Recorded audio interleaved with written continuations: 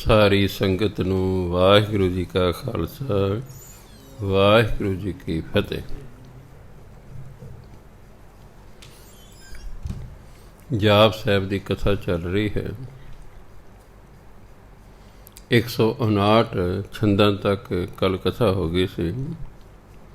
160ਵੇਂ ਛੰਦ ਦੀ ਕਥਾ ਸ਼ੁਰੂ ਹੋ ਰਹੀ ਹੈ।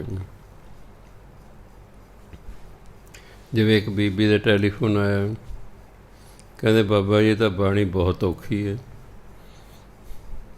ਮੈਂ ਹਾਂ ਭਾਈ, ਕਿਉਂਕਿ ਸਾਡੀ ਅੱਜ ਦੀ ਬੋਲੀ ਦੀ ਨਹੀਂ, ਆਪਾਂ ਨੂੰ ਪੰਜਾਬੀ ਆਉਂਦੀ ਹੈ, ਇਹ ਹਿੰਦੀ ਹੈ, ਸੰਸਕ੍ਰਿਤ ਹੈ, ਫਾਰਸੀ ਹੈ, ਬ੍ਰਿਜ ਭਾਸ਼ਾ ਹੈ। ਮੈਂ ਆਮ ਲੋਕਾਂ ਨੇ ਚਾਰ ਹੀ ਨਹੀਂ ਪੜ੍ਹੀਆਂ ਹੋਈਆਂ, ਇਸ ਕਰਕੇ ਕੁਦਰਤੀ ਗੱਲ ਔਖਾ ਲੱਗਦਾ ਹੈ। ਅਗਰ ਤੁਸੀਂ ਇਸ ਨੂੰ ਸੌਖਾ ਬਣਾਉਣਾ ਤਾਂ ਫਿਰ ਤੁਹਾਨੂੰ ਸ਼ਬਦਾਂ ਦੇ ਅਰਥ ਲਿਖਣੇ ਪੈਣਗੇ। ਜਿਵੇਂ ਛੋਟੇ ਬੱਚੇ ਰੱਟਾ ਲਾਉਂਦੇ ਨੇ, ਫਿਰ ਇਸ ਤਰ੍ਹਾਂ ਰੱਟਾ ਲਾਉਣਾ ਪੈਣਾ ਹੈ, ਫਿਰ ਜਾ ਕੇ ਹੌਲੀ ਹੌਲੀ ਸਮਝ ਆਉਣੀ ਹੈ। ਇੱਕ ਵਾਰੀ ਸੁਣਿਆ ਨਹੀਂ ਗੱਲ ਬਣਨੀ, ਇਹਨਾਂ ਨੂੰ ਰੱਟਾ ਲਾਉਣਾ ਪੈਂਦਾ। ਜਿਵੇਂ ਦੇਖੋ, ਦਸਮ ਪਾਤਸ਼ਾਹ ਕਹਿੰਦੇ ਕਿ ਅਮਿਤੋ ਪਸਾਹਿ, ਕਿ ਆਤਮ ਪ੍ਰਭਾ ਹੈ, ਕਿ ਅਚਲੰਗ ਅਨੰਗ ਹੈ, ਕਿ ਅਮਿਤੋ ਅਭੰਗ ਹੈ। ਅਮਿਤ ਹੁੰਦਾ ਬੇਅੰਤ, ਪਸਾ ਹੁੰਦਾ ਪਸਾਰਾ। ਅਮਿਤੋ ਮੈਨੇ ਬੇਅੰਤ, ਪਸਾ ਮੈਨੇ ਪਸਾਰੇ ਵਾਲਾ। ਤੂੰ ਬੇਅੰਤ ਪਸਾਰੇ ਵਾਲਾ ਹੈ, ਕਿਉਂਕਿ ਪਤਾ ਹੀ ਨਹੀਂ ਜੋ ਕੁਛ ਪਰਮਾਤਮਾ ਨੇ ਬਣਾਇਆ ਕਿੱਥੋਂ ਤੱਕ ਫੈਲਿਆ ਹੋਇਆ ਹੈ। ਉਹ ਬੇਅੰਤ ਪਸਾਰੇ ਵਾਲਾ, ਕੋਈ ਅੰਤ ਹੀ ਨਹੀਂ ਹੈਗਾ ਵੀ ਇੱਥੇ ਜਾ ਕੇ ਉਹਦਾ ਜਿਹੜਾ ਪਸਾਰਾ ਹੈ ਮੁੱਕ ਗਿਆ। ਸੋ ਅਮਿਤੋ ਮੈਨੇ ਬੇਅੰਤ, ਪਸਾ ਮੈਨੇ ਪਸਾਰਾ, ਕਿ ਅਮਿਤੋ ਪਸਾ ਹੈ ਤੋ ਬੇਅੰਤ ਪਸਾਰੇ ਵਾਲਾ ਹੈ, ਕਿ ਆਤਮ ਪ੍ਰਭਾ ਹੈ। ਪ੍ਰਭਾ ਦੋ ਤਿੰਨ ਇਹਦੇ ਅਰਥ ਨੇ। ਪ੍ਰਭਾ ਮੈਨੇ ਪ੍ਰਕਾਸ਼ ਵਾਲਾ ਵੀ ਹੁੰਦਾ, ਪ੍ਰਭਾ ਹੁੰਦੀ ਪ੍ਰਭੁਤਾ ਵੀ ਹੁੰਦੀ ਹੈ, ਪ੍ਰਭਾ ਸੋਭਾ ਵਡਿਆਈ ਵੀ ਹੁੰਦੀ ਹੈ। ਇੱਥੇ ਪ੍ਰਭਾ ਦਾ ਮਤਲਬ ਪ੍ਰਕਾਸ਼ ਵਾਲਾ, ਕਿ ਆਤਮ ਪ੍ਰਭਾ ਹੈ, ਤੇਰਾ ਪ੍ਰਕਾਸ਼ ਆਪਣੇ ਆਪ ਤੋਂ ਹੈ। ਤੈਨੂੰ ਕੋਈ ਹੋਰ ਪ੍ਰਕਾਸ਼ ਦੇਣ ਵਾਲਾ ਨਹੀਂ, ਤੂੰ ਆਪਣੇ ਆਪ ਤੋਂ ਪ੍ਰਕਾਸ਼ਿਤ ਹੈ, ਤੂੰ ਆਪਣੇ ਆਪ ਤੋਂ ਪ੍ਰਕਾਸ਼ ਵਾਲਾ ਹੈ। ਆਤਮ ਪ੍ਰਭਾ ਹੈ, ਤੂੰ ਆਪਣੇ ਆਪ ਤੋਂ ਪ੍ਰਕਾਸ਼ ਵਾਲਾ ਹੈ। ਕਿ ਅਚਲੰਗ ਅਨੰਗ ਹੈ। ਅਚਲ ਜਿਹੜਾ ਚਲਾਏਮਾਨ ਨਾ ਹੋਵੇ। ਆਪਣਾ ਜੀਵਨ ਤਾਂ ਚਲਾਏਮਾਨ ਹੈ, ਅੱਜ ਹੈ ਕੱਲ੍ਹ ਨੂੰ ਨਹੀਂ ਹੈ। ਪਰਮਾਤਮਾ ਤੇ ਅਚਲ ਹੈ, ਉਹ ਤਾਂ ਸਦਾ ਰਹਿਣ ਵਾਲਾ ਹੈ। ਹੇ ਪਰਮਾਤਮਾ, ਤੂੰ ਅਚਲ ਹੈ। ਅਨੰਗ ਹੈ, ਅਨ ਅੰਗ, ਤੇਰਾ ਕੋਈ ਅੰਗ ਨਹੀਂ ਹੈ।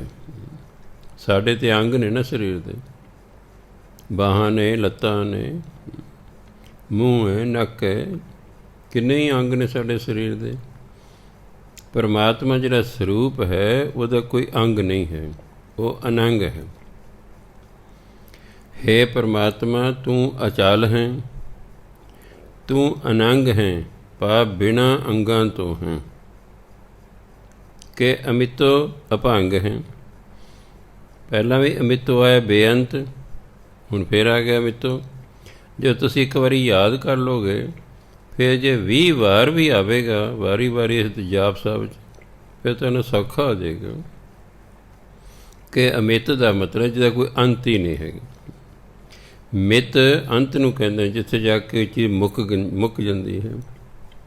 ਅਮਿਤ ਜੋ ਬੇਅੰਤ ਹੈ, ਕਿ ਪਰਮਾਤਮਾ ਬੇਅੰਤ ਹੈ। ਅਭੰਗ ਹੈ, ਭੰਗ ਹੁੰਦਾ ਨਾਸ਼ ਹੋਣਾ, ਟੁੱਟਣਾ। ਜੀ ਅਖੰਡ ਪਾਠ ਭੰਗ ਹੋ ਗਿਆ, ਪਰ ਵਿੱਚੋਂ ਟੁੱਟ ਗਿਆ ਹੈ। ਪਰਮਾਤਮਾ ਅਭੰਗ ਹੈ। ਹੇ ਪਰਮਾਤਮਾ, ਤੂੰ ਅਟੁੱਟ ਹੈ, ਤੂੰ ਟੁੱਟਣ ਵਾਲਾ ਨਹੀਂ ਹੈ। ਜਿਹੜਾ ਟੁੱਟਣ ਲਾਉਣ ਤੇ ਭੰਗ, ਜਿਹੜਾ ਨਾ ਟੁੱਟੇ ਅਭੰਗ। हे परमात्मा तू बेअंत है, तू अभंग, तू अटुट है। फिर देखो कि अमितो पसा है। अमितो मैंने बेअंत, पसा मैंने पसारे वाला। तू बेअंत पसारे वाला है कि आत्म प्रभा है। तेरा प्रकाश अपने आप तो है। अचलंग अनंग है, तू अचल है। अनंग है बिना अंगा तो है। अमितो तू बेअंत है, अभंग है, अटुट है। अगे कहते मधु भार छंद, इनू मध भार नहीं पढ़ते ना। जिहड़ा किसी शब्द दे विच जिहड़ा कोई औंकड़ आउंदा है वो पढ़ना ही पढ़ना हुंदा है। हाँ जे रारे नूं जाके औंकड़ हुंदा फिर आपां औंकड़ नहीं सी पढ़ना, क्योंकि खीर ते जे हाहा होवे जां ऊड़ा होवे उहनूं औंकड़ बोलिया जांदा है। बाकी ने खीरले अखर नाल औंकड़ नहीं बोलिया जांदा, ये विच आ गया औंकड़। इसलिए मधु भार छंद तप प्रसाद। दसम पातशाह कहंदे हे परमात्मा मैं तेरी किरपा नाल, तप प्रसाद तेरी किरपा नाल मैं मधु पर छंद लिखण लगा हाँ।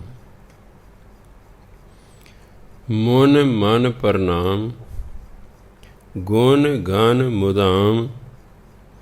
अर बर अगंज, हर नर परभंज। मुन मन ऋषि मुनिया नूं कहंदे ने। मुनि हुंदे, कई ना बोलते नहीं कि मोनी हुंदे, ऋषि मुनि। ऋषि मुनि तेनों प्रणाम करते, नमस्कार करते। प्रणाम हो गया, नमस्कार हो गया, सत श्री अकाल हो गई, नमस्ते हो गई, नमो हो गई, कोई गल है। ऋषि मुनि मन करके तेनों नमस्कार करते, उत्तों उत्ते नहीं करते, मन करके। कई बार बंदा उत्तों उत्तों करता, मन नहीं तो मन रहा होंदा। मान लो आप कोई अफसर है, कर्मचारी ਉਹਦੇ ਨਾਲ ਬਣਦੀ नहीं, वो अफसर होने करके उन्होंने सत श्री अकाल बुलांदा है पर दिलों नहीं बुलांदा। दिलों वो कर्मचारी ऑफिसर नूं पसंद नहीं करता, पर वो देखो उस वेले दा अफसर है, वो फिर मूँह मिलाज लिए सत्कार करना फर्ज बनता है। वो सत्कार तो करता है, नमस्ते भी नमस्कार भी करता है, पर दिलों नहीं करता। जिहड़े ऋषि मुनि ने वो दिलों परमात्मा नूं नमस्कार करते हैं। क्यों? वो परमात्मा की किरपा नाल तां ऋषि मुनि बने, उन्हां दा आदर मान होया। हुण परमात्मा की किरपा जिहड़ा संत बन जाता है, कोई साध बन जाता है, आदर मान होंदा है। फिर इसलिए वो परमात्मा का दिलों सत्कार करते हैं। जिहड़े ऋषि मुनि ने वो दिलों परमात्मा नूं प्रणाम करते हैं। गुण गान मुदाम, गुण गान हुंदा जिस दे बहुत गुण होण, गुणां दा समूह। हे परमात्मा सारे ऋषि मुनि तैनूं प्रणाम करते। गुण गान गुण गन, तू गुणां दा समूह है, भाव तू बेअंत गुणां वाला है। मुदाम है अते हाज़र है। मुदाम दा जिहड़ा मौजूद होवे सामने, जिहड़ा सामने हाज़र होवे मौजूद होवे, उहनूं मुदाम कहंदे। हे परमात्मा तू बेअंत गुणां वाला है, गुण गन तू बेअंत गुणां वाला है। मुदाम है तू हाज़र नाज़र है। आर बर अगंज, आर अरी दुश्मन नूं कहंदे ने, हिंदी च अरी दुश्मन नूं कहंदे ने। बर बलवान नूं कहंदे, तकड़े नूं कहंदे ने। गंज हुंदा मारना, वढना, टुकना। अगंज जिन्हों कोई मार ना सके। आर बर वड्डे तो वड्डे वैरी भी, बड़े बलवान दुश्मन भी तैनू मार नहीं सकते, तू अगंज है। ਗੰਜ ਹੁੰਦਾ ਕਿਤੇ ਗਾਲ ਵੜ ਦੇਣਾ, ਸਿਰ ਵੜ ਦੇਣਾ, ਮਾਰ ਦੇਣਾ। ਭਾਵ ਹੈ ਪ੍ਰਮਾਤਮਾ ਤੂੰ ਅਗੰਜ ਹੈ। ਅਰੀ ਬਰ ਜਿਹੜੇ ਬੜੇ ਵੱਡੇ ਬਲਵਾਨ ਦੁਸ਼ਮਣ ਨੇ ਨਾ, ਉਹ ਵੀ ਤੇਰਾ ਕੁਝ ਨਹੀਂ ਵਿਗਾੜ ਸਕਦੇ। ਤੂੰ ਕਿ ਅਗੰਜ ਹੈ, ਉਹ ਤੈਨੂੰ ਮਾਰ ਨਹੀਂ ਸਕਦੇ। ਹਰ ਨਰ ਪ੍ਰਭੰਜ, ਤੂੰ ਨਰ ਮਨੁੱਖਾਂ ਦਾ ਹਰ ਹੁੰਦਾ। ਇੱਕ ਤਾਂ ਹਰ ਹਰੀ ਹੈਗਾ ਪ੍ਰਮਾਤਮਾ, ਇੱਕ ਹਰ ਰਾਜਾ ਹੁੰਦਾ। ਇੱਥੇ ਰਾਜੇ ਦਾ ਮਤਲਬ ਹੈ ਹਰ ਨਰ। ਹੈ ਪ੍ਰਮਾਤਮਾ ਤੂੰ ਮਨੁੱਖਾਂ ਦਾ ਰਾਜਾ ਹੈ, ਪ੍ਰਭੰਜ ਅਤੇ ਮਨੁੱਖਾਂ ਨੂੰ ਮਾਰਨ ਵਾਲਾ ਵੀ ਹੈ। ਪ੍ਰਭੰਜ ਮਾਰਨ ਵਾਲਾ। ਤੂੰ ਨਰ, ਤੂੰ ਮਨੁੱਖਾਂ ਦਾ ਹਰ ਰਾਜਾ ਹੈ, ਪ੍ਰਭੰਜ ਅਤੇ ਮਨੁੱਖਾਂ ਨੂੰ ਨਾਸ ਕਰਨ ਵਾਲਾ ਵੀ ਹੈ। ਅੱਗੇ ਕਹਿੰਦੇ ਫਿਰ ਦੇਖੋ ਇਹ 'ਚ ਮੁਨ ਸ਼ਬਦ ਹੈ ਮੁਨੀ, ਭਾਵ ਰਿਸ਼ੀ ਮੁਨੀ। ਦੂਜਾ ਸ਼ਬਦ ਹੈ ਮਨ, ਮਨ ਕਰਕੇ। ਪ੍ਰਣਾਮ ਨਮਸਕਾਰ।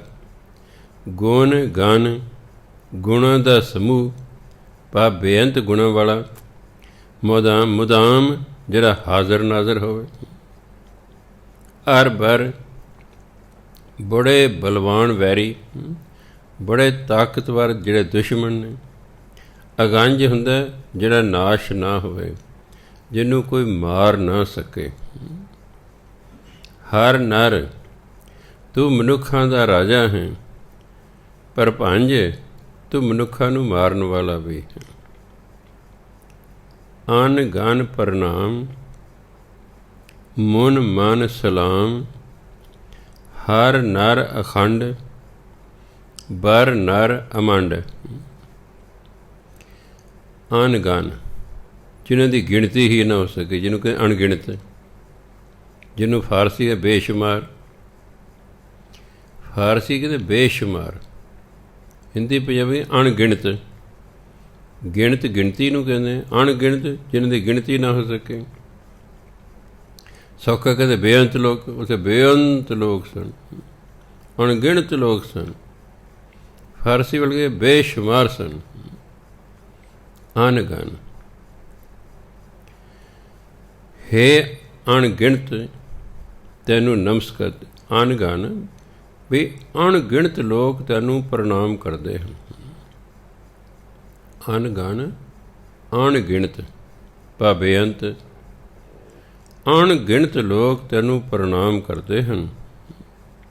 ਮੁਨ ਮਨ ਸਲਾਮ, ਸਲਾਮ ਵੀ ਉਰਦੂ ਦਾ ਸ਼ਬਦ ਹੈ। ਆਪਾਂ ਨਮਸਕਾਰ ਕਰਨਾ, ਉਹ ਕੀ ਕਹਿੰਦੇ ਨੇ ਸਲਾਮ, ਭਾਵ ਨਮਸਕਾਰ। ਮੁਨ ਮਨ ਸਲਾਮ, ਰਿਸ਼ੀ ਮੁਨੀ ਵੀ ਤੈਨੂੰ ਸਲਾਮ ਕਰਦੇ ਨੇ, ਤੈਨੂੰ ਪ੍ਰਣਾਮ ਕਰਦੇ ਨੇ। ਹਰ ਨਰ ਅਖੰਡ, ਤੂੰ ਮਨੁੱਖਾਂ ਦਾ ਰਾਜਾ ਹੈ। ਅਖੰਡ ਤੇ ਸਦਾ ਹੈ, ਸਦਾ ਰਹਿਣ ਵਾਲਾ ਹੈ। ਖੰਡ ਹੁੰਦਾ ਖੰਡਿਤ ਹੋ ਜਾਣਾ, ਅਖੰਡ ਸਦੀਵੀ ਸਦਾ। ਤੂੰ ਸਦਾ ਹੀ ਮਨੁੱਖਾਂ ਦਾ ਰਾਜਾ ਹੈ। ਬਰ ਨਰ ਅਮੰਡ, ਬਰ ਬਹਾਦਰ ਨੂੰ ਵੀ ਕਹਿੰਦੇ ਨੇ, ਅਤੇ ਬਰ ਜਿਹੜਾ ਹੁੰਦਾ ਜਿਹੜਾ ਸਭ ਤੋਂ ਵਧੀਆ ਉਹਨੂੰ ਵੀ ਕਹਿੰਦੇ ਨੇ। ਬਰ ਨਰ ਜੋ ਵਧੀਆ ਮਨੁੱਖ ਹਨ, ਬਰ ਨਰ ਭਾਵ ਤੂੰ ਸਾਰੇ ਮਨੁੱਖਾਂ ਤੋਂ ਸ੍ਰੇਸ਼ਟ ਹੈ। ਬਰ ਨਰ ਤੂੰ ਸਾਰੇ ਮਨੁੱਖਾਂ ਤੋਂ ਸ੍ਰੇਸ਼ਟ ਹੈ, ਤੂੰ ਸਾਰੇ ਮਨੁੱਖਾਂ ਤੋਂ ਬਲਵਾਨ ਹੈ। ਅਮੰਡ ਤੂੰ ਬਹੁਤ ਸ਼ੋਭਾ ਵਾਲਾ ਹੈ, ਤੇਰੀ ਬਹੁਤ ਸ਼ੋਭਾ ਹੈ। ਫਿਰ ਦੇਖੋ ਅਣਗਣ, ਅਣਗਿਣਤ ਲੋਕ ਪ੍ਰਣਾਮ ਤੈਨੂੰ ਨਮਸਕਾਰ ਕਰਦੇ ਹਨ। ਮੁਨ ਮਨ ਸਲਾਮ, ਰਿਸ਼ੀ ਮੁਨੀ ਵੀ ਤੈਨੂੰ ਸਲਾਮ ਕਰਦੇ ਹਨ। ਹਰ ਨਰ ਅਖੰਡ, ਤੂੰ ਸਦਾ ਹੀ ਮਨੁੱਖਾਂ ਦਾ ਰਾਜਾ ਹੈ। ਇਹ ਨਹੀਂ ਕਿ ਅੱਜ ਰਾਜ ਹੈਗਾ ਕੱਲ੍ਹ ਨੂੰ ਨਹੀਂ ਹੈ, ਉਹਦਾ ਰਾਜ ਅਖੰਡ ਹੈ, ਸਦਾ ਰਹਿਣ ਵਾਲਾ ਹੈ। ਤੂੰ ਸਦਾ ਹੀ ਮਨੁੱਖਾਂ ਦਾ ਰਾਜਾ ਹੈ। ਬਰ ਨਰ ਅਮੰਡ, बर नर ਮਨੁੱਖਾਂ ਵਿੱਚੋਂ ਤੂੰ ਸਭ ਤੋਂ ਸ੍ਰੇਸ਼ਟ ਹੈ। ਅਮੰਡ ਤੂੰ ਅਤੀ ਸ਼ੋਭਾ ਵਾਲਾ ਹੈ, ਤੂੰ ਬਹੁਤ ਵਡਿਆਈ ਵਾਲਾ। ਸਜਾਵਟ ਨੂੰ ਹੀ ਕਹਿੰਦੇ ਨੇ, ਮੰਡ ਸਜਾਵਟ ਨੂੰ ਕਹਿੰਦੇ, ਇਹ ਤੇ ਭਾਵ ਸ਼ੋਭਾ ਤੋਂ ਹੈ, ਤੇਰੀ ਸ਼ੋਭਾ ਬਹੁਤ ਹੈ। ਅੱਗੇ ਕਹਿੰਦੇ ਅਨ ਭਾਵ ਅਨਾਸ, ਮਨ ਮਨ ਪ੍ਰਕਾਸ਼, ਗੁਣ ਗਨ ਪ੍ਰਣਾਮ, ਜਲ ਥਲ ਮੁਦਾਮ। ਅਨੁਭਵ ਇੱਕ ਤਾਂ ਬੰਦੇ ਦਾ ਅਨੁਭਵ ਹੈ। ਅਨੁਭਵ ਜਿਹੜਾ ਆਪਣਾ ਗਿਆਨ ਹੁੰਦਾ, ਆਪਾਂ ਜਿਹੜਾ ਗਿਆਨ ਸਾਡੇ ਕੋਲ ਜਿਹੜਾ ਗਿਆਨ ਹੈ ਤੇ ਕਿਤਾਬਾਂ ਦਾ ਗਿਆਨ ਹੈ, ਸਾਡਾ ਆਪਣਾ ਨਹੀਂ ਹੈ। ਕਿਸੇ ਨੂੰ ਬਾਣੀ ਬਹੁਤ ਯਾਦ ਹੈ, ਬਾਣੀ ਦਾ ਗਿਆਨ ਆਪਣਾ ਗਿਆਨ ਥੋੜ੍ਹਾ ਹੀ ਹੈ, ਉਹ ਤਾਂ ਬਾਣੀ ਰਾਹੀਂ ਉਹਨੇ ਗਿਆਨ ਪ੍ਰਾਪਤ ਕੀਤਾ, ਕਿਤਾਬਾਂ ਪੜ੍ਹ ਕੇ ਗਿਆਨ ਪ੍ਰਾਪਤ ਕੀਤਾ। ਪਰ ਪਰਮਾਤਮਾ ਦਾ ਗਿਆਨ ਆਪਣੇ ਆਪ ਤੋਂ ਹੈ, ਉਹਨੇ ਕਿਤੋਂ ਗਿਆਨ ਹਾਸਲ ਨਹੀਂ ਕੀਤਾ। ਜਿਵੇਂ ਗੁਰੂ ਨਾਨਕ ਦੇ ਗਿਆਨ ਜੰਮਦੇ ਹੀ ਗਿਆਨਵਾਨ ਸਨ, ਉਹਨਾਂ ਕੋਈ ਕਿਤਾਬਾਂ ਨਹੀਂ ਪੜ੍ਹੀਆਂ, ਕੋਈ ਗ੍ਰੰਥ ਨਹੀਂ ਪੜ੍ਹੇ, ਕਿੰਨਾ ਟੀਚਰਾਂ ਤੋਂ ਨਹੀਂ ਪੜ੍ਹੇ, ਸਗੋਂ ਤਾਂ ਟੀਚਰਾਂ ਨੂੰ ਪੜ੍ਹਾ ਕੇ ਆ ਗਏ। ਉਹਨੂੰ ਕਹਿੰਦੇ ਨੇ ਅਨੁਭਵ, ਜਿਹਨਾਂ ਦਾ ਆਪਣਾ ਗਿਆਨ ਹੋਵੇ, ਜਿਹੜੇ ਗਿਆਨਵਾਨ ਹੋਣ। ਹੇ ਪਰਮਾਤਮਾ ਤੂੰ ਗਿਆਨਵਾਨ ਹੈ, ਤੇਰਾ ਗਿਆਨ ਸਵੈ ਗਿਆਨ ਹੈ। ਅਨਾਸ ਜਿਹੜਾ ਨਾਸ ਨਹੀਂ ਹੁੰਦਾ, ਜਿਹੜਾ ਮਰਦਾ ਨਹੀਂ ਹੈ, ਜਿਹੜਾ ਸਦਾ ਰਹਿਣ ਵਾਲਾ ਹੈ। ਮਨ ਮਨ ਪ੍ਰਕਾਸ਼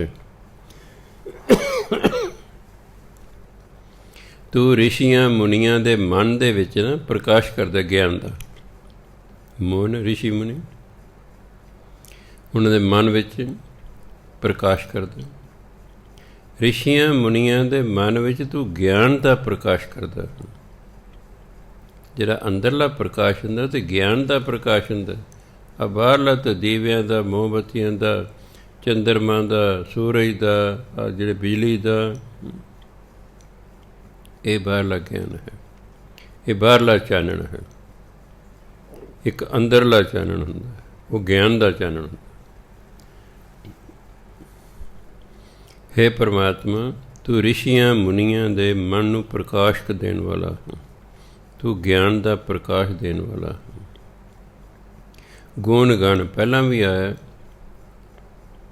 ਪਹਿਲਾਂ ਅਸੀਂ ਅਣਗਣ ਅਣਗਿਣਤ, ਇਹ ਗੁਣ ਗਣ ਗਿਆਨਵਾਨ ਗੁਣੀ ਜਨ। ਆਪਾਂ ਜਨ ਗਨ ਮਨ ਅਧਿਨਾਇਕ ਪੜ੍ਹਦੇ ਕਦੇ, ਜਨ ਗਨ ਮਨ ਪਹਿਲਾਂ ਸਰਕਾਰੀ ਸਕੂਲੇ ਕਰਾਇਆ ਕਰਦੇ ਸਨ।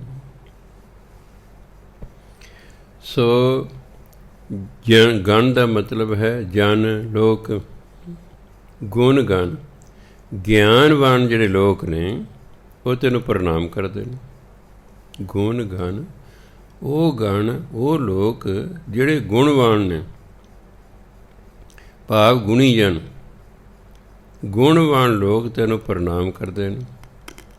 ਉਹ ਕਿਉਂ ਕਰਦੇ ਨੇ? ਉਹਨਾਂ ਨੂੰ ਗਿਆਨ ਹੈ ਕਿ ਜਿਹੜਾ ਸਾਡੇ ਕੋਲ ਗੁਣ ਹੈ ਇਹ ਤਾਂ ਪਰਮਾਤਮਾ ਦਾ ਦਿੱਤਾ ਹੋਇਆ, ਸਾਡੇ ਆਪਣੇ ਯਤਨਾਂ ਨਾਲ ਨਹੀਂ ਪ੍ਰਾਪਤ ਸਾਨੂੰ ਗੁਣ। ਕਈ ਬੱਚੇ, ਕਈ ਲੋਕ ਜਨਮ ਤੋਂ ਗੁਣਵਾਨ ਹੁੰਦੇ ਨੇ। ਸੋ ਜਿਹੜਾ ਉਹਨਾਂ ਨੂੰ ਪਤਾ ਹੈ ਵੀ ਜਿਹੜਾ ਸਾਡੇ ਅੰਦਰ ਗੁਣ ਨੇ ਇਹ ਤਾਂ ਪਰਮਾਤਮਾ ਨੂੰ ਦਿੱਤੇ ਹੋਏ ਨੇ, ਇਸ ਲਈ ਉਹ ਹਉਮੈ ਨਹੀਂ ਕਰਦੇ, ਸਗੋਂ ਪਰਮਾਤਮਾ ਨੂੰ ਨਮਸਕਾਰ ਕਰਦੇ। ਜਲ ਥਲ ਮੁਦਾਮ, ਪਰਮਾਤਮਾ ਜਲਾਂ ਵਿੱਚ ਵੀ ਹੈ, ਥਲਾਂ ਦੇ ਵਿੱਚ ਵੀ ਹੈ, ਮੁਦਾਮ ਹੈ, ਮੌਜੂਦ ਹੈ, ਹਾਜ਼ਰ ਨਾਜ਼ਰ ਹੈ।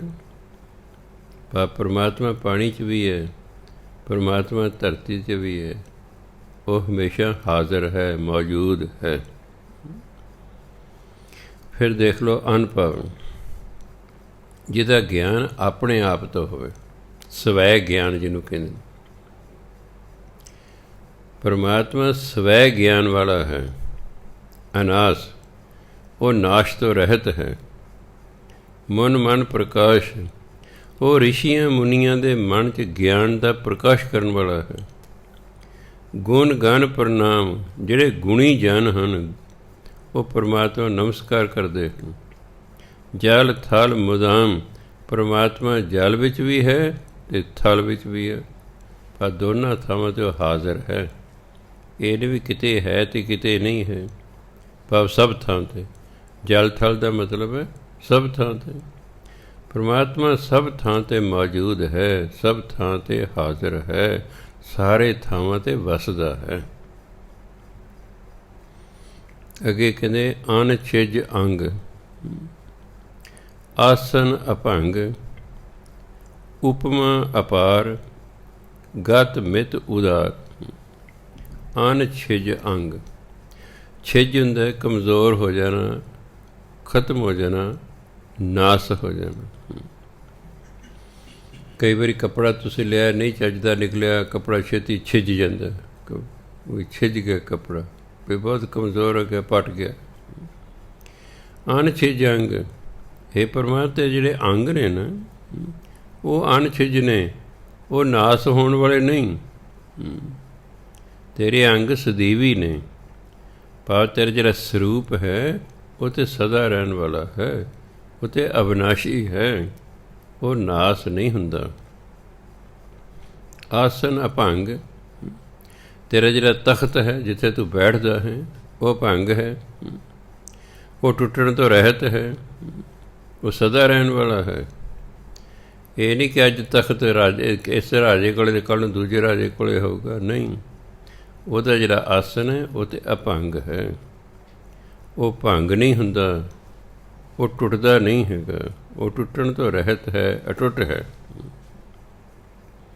ਉਪਮਾ ਅਪਾਰ, ਉਪਮਾ ਵਡਿਆਈ ਨੂੰ ਕਹਿੰਦੇ ਨੇ, ਅਪਾਰ ਮਨੇ ਬੇਅੰਤ। ਪਰਮਾਤਮਾ ਬੇਅੰਤ ਵਡਿਆਈ ਵਾਲਾ ਹੈ, ਉਹਦੀ ਵਡਿਆਈ ਬਹੁਤ ਜ਼ਿਆਦਾ ਹੈ, ਸਾਰੀ ਦੀ ਸਾਰੀ ਵਡਿਆਈ ਕੀਤੀ ਹੀ ਨਹੀਂ ਜਾ ਸਕਦੀ। ਸੋ ਉਪਮਾ ਅਪਾਰ, ਉਹ ਵਡਿਆਈ ਕਾਰਨ ਬੇਅੰਤ ਹੈ। ਗਤ ਮਿਤ ਉਦਾਰ, ਗਤ ਮਿਤ ਜਦੋਂ ਇਕੱਠਾ ਹੁੰਦਾ ਨਾ ਉਹਦਾ ਅਰਥ ਹੁੰਦਾ ਅਵਸਥਾ। ਉਦਾਰ ਉਹ ਤਾਂ ਖੁੱਲ੍ਹੇ ਦਿਲ ਵਾਲਾ ਹੁੰਦਾ, ਇੱਥੇ ਭਾਵ ਉੱਚੀ ਵੱਡੀ।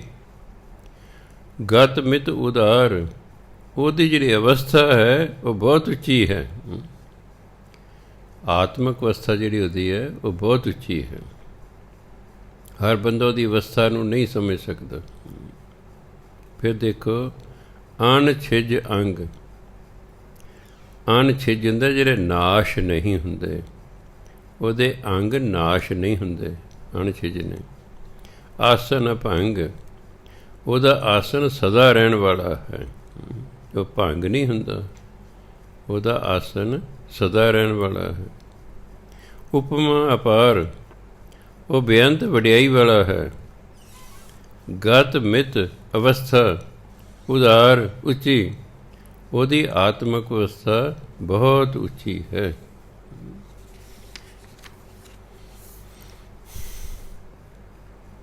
ਜਲ ਥਲ ਅਮੰਡ, ਦਿਸ ਵਿਸ ਅਭੰਡ, ਜਲ ਥਲ ਮਹੰਤ, ਦਿਸ ਵਿਸ ਬੇਅੰਤ।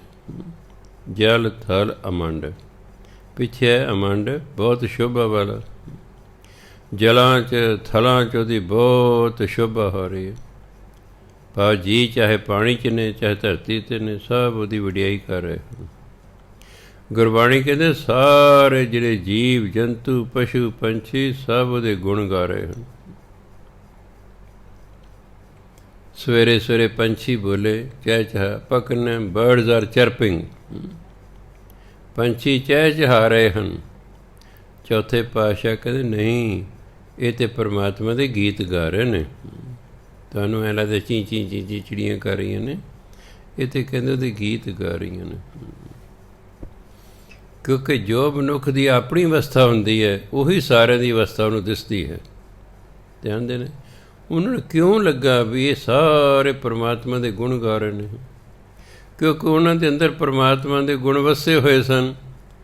ਅਤੇ ਸਿਆਣੇ ਜਿਹੋ ਜਿਹਾ ਬੰਦਾ ਕੋਈ ਆਪ ਹੁੰਦਾ ਉਹੋ ਜਿਹੇ ਉਹਨੂੰ ਦੂਜੇ ਦਿਸਦੇ ਨੇ। ਇਹ ਚੋਰ ਨੂੰ ਸਾਰੇ ਚੋਰ ਹੀ ਵਿਖਾਈ ਦਿੰਦੇ ਨੇ, ਸਾਧ ਨੂੰ ਸਾਰੇ ਸਾਧ ਵਿਖਾਈ ਦਿੰਦੇ ਨੇ। ਕਿਉਂ? ਉਹਦੀ ਆਪਣੀ ਅਵਸਥਾ ਹੈ। ਜਦੋਂ ਤੁਸੀਂ ਭਜਨ ਬੰਦਗੀ ਨਹੀਂ ਸੀ ਕਰਦੇ, ਤੁਹਾਨੂੰ ਲੱਗਦਾ ਕੋਈ ਵੀ ਨਹੀਂ ਕਰ ਰਿਹਾ। ਹੁਣ ਤੁਸੀਂ ਆਪ ਕਰਦੇ ਹੋ, ਤੁਹਾਨੂੰ ਪਤਾ ਕਿੰਨੇ ਲੋਕ ਭਜਨ ਬੰਦਗੀ ਕਰ ਰਹੇ ਨੇ। ਪਹਿਲਾਂ ਤੁਹਾਨੂੰ ਲੱਗਦਾ ਕੋਈ ਸਿਮਰਨ ਨਹੀਂ ਕਰ ਰਿਹਾ, ਹੁਣ ਤੁਸੀਂ ਆਪ ਸਿਮਰਨ ਕਰਦੇ ਹੋ। ਤੁਸੀਂ ਕਹਿੰਦੇ ਫਲਾਣੇ ਦੇ ਬੁੱਲ ਹਿੱਲ ਰਹੇ ਨੇ, ਉਹ ਵੀ ਵਾਹਿਗੁਰੂ ਵਾਹਿਗੁਰੂ ਕਰ ਰਹੇ ਹੋ, ਉਹ ਵੀ ਰਾਮ ਰਾਮ ਕਰ ਰਹੇ ਹੋ। ਕਿਉਂਕਿ ਜੋ ਸਾਡੀ ਆਪਣੀ ਅਵਸਥਾ ਹੈ, ਉਹੀ ਅਵਸਥਾ ਸਾਨੂੰ ਦੂਜਿਆਂ ਦੀ ਦੱਸਣ ਲੱਗ ਜਾਂਦੀ ਹੈ। ਇਸ ਲਈ ਗੁਰੂ ਮਹਾਰਾਜ ਕਹਿੰਦੇ ਜਲ ਥਲ ਅਮੰਡ, ਜਲ ਵਿੱਚ ਥਲ ਵਿੱਚ ਸਭ ਉਹਦੀ ਸ਼ੋਭਾ ਹੋ ਰਹੀ ਹੈ। ਦਿਸ ਵਿਸ ਅਭੰਡ, ਦਿਸ ਵਿਸ ਸਾਰੀਆਂ ਦਿਸ਼ਾਵਾਂ, ਚਾਰ ਦਿਸ਼ਾ ਤਾਂ ਹੋ ਗਈਆਂ ਦਿਸ, ਇੱਕ ਵਿਸ ਹੈ ਵੀ ਚਾਰਾਂ ਦਿਸ਼ਾਵਾਂ ਦੇ ਵਿੱਚ ਜਿਹੜੀ ਵਿਸ ਦਿਸ਼ਾ ਹੁੰਦੀ ਹੈ ਉਹਨੂੰ ਵਿਸ ਕਹਿੰਦੇ ਨੇ। ਦਿਸ ਵਿਸ ਦਾ ਮਤਲਬ ਸਾਰੀਆਂ ਦਿਸ਼ਾਵਾਂ, ਪੂਰਬ ਪੱਛਮ ਉੱਤਰ ਦੱਖਣ ਉੱਪਰ ਹੇਠਾਂ, ਸਭ ਸਾਰੀਆਂ ਦਿਸ਼ਾਵਾਂ ਅਭੰਡ ਨੇ। ਭੰਡਣਾ ਹੁੰਦਾ ਨਿੰਦਿਆ ਕਰਨਾ, ਫਲਾਣਾ ਬੰਦਾ ਤਾਂ ਭੰਡੇ ਪ੍ਰਚਾਰ ਕਰ, ਨਿੰਦਿਆ ਕਰ ਰਿਹਾ ਹੈ। ਸਾਰੀਆਂ ਦਿਸ਼ਾਵਾਂ ਤੂੰ ਅਭੰਡ ਹੈ, ਤੂੰ ਨਿੰਦਿਆ ਤੋਂ ਰਹਿਤ ਹੈ। ਸਾਰੀਆਂ ਦਿਸ਼ਾ ਭਾਵ ਸਾਰੇ ਸੰਸਾਰ ਵਿੱਚ ਤੂੰ ਨਿੰਦਿਆ ਤੋਂ ਰਹਿਤ ਹੈ। ਜਲ ਥਲ ਮਹੰਤ, ਮਹੰਤ ਵੱਡੇ ਨੂੰ ਕਹਿੰਦੇ ਨੇ।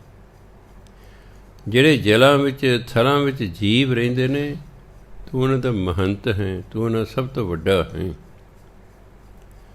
ਪਾਣੀ ਅਤੇ ਧਰਤੀ ਤੋਂ ਵੱਡਾ ਨਹੀਂ, ਪਾਣੀ ਅਤੇ ਧਰਤੀ ਵਿੱਚ ਜੀਵ ਜੋ ਰਹਿੰਦੇ, ਜੀਵ ਦੋ ਥਾਵਾਂ 'ਤੇ ਰਹਿੰਦੇ, ਜਾਂ ਪਾਣੀ 'ਚ ਰਹਿੰਦੇ ਜਾਂ ਧਰਤੀ 'ਤੇ ਰਹਿੰਦੇ। ਅਤੇ ਕਹਿੰਦੇ ਨੇ 42 ਲੱਖ ਜੂਨੀਆਂ ਪਾਣੀ 'ਚ ਨੇ, 42 ਲੱਖ ਜੂਨੀਆਂ ਧਰਤੀ 'ਤੇ ਨੇ, ਪੁਰਾਤਨ ਗ੍ਰੰਥ ਕਹਿੰਦੇ।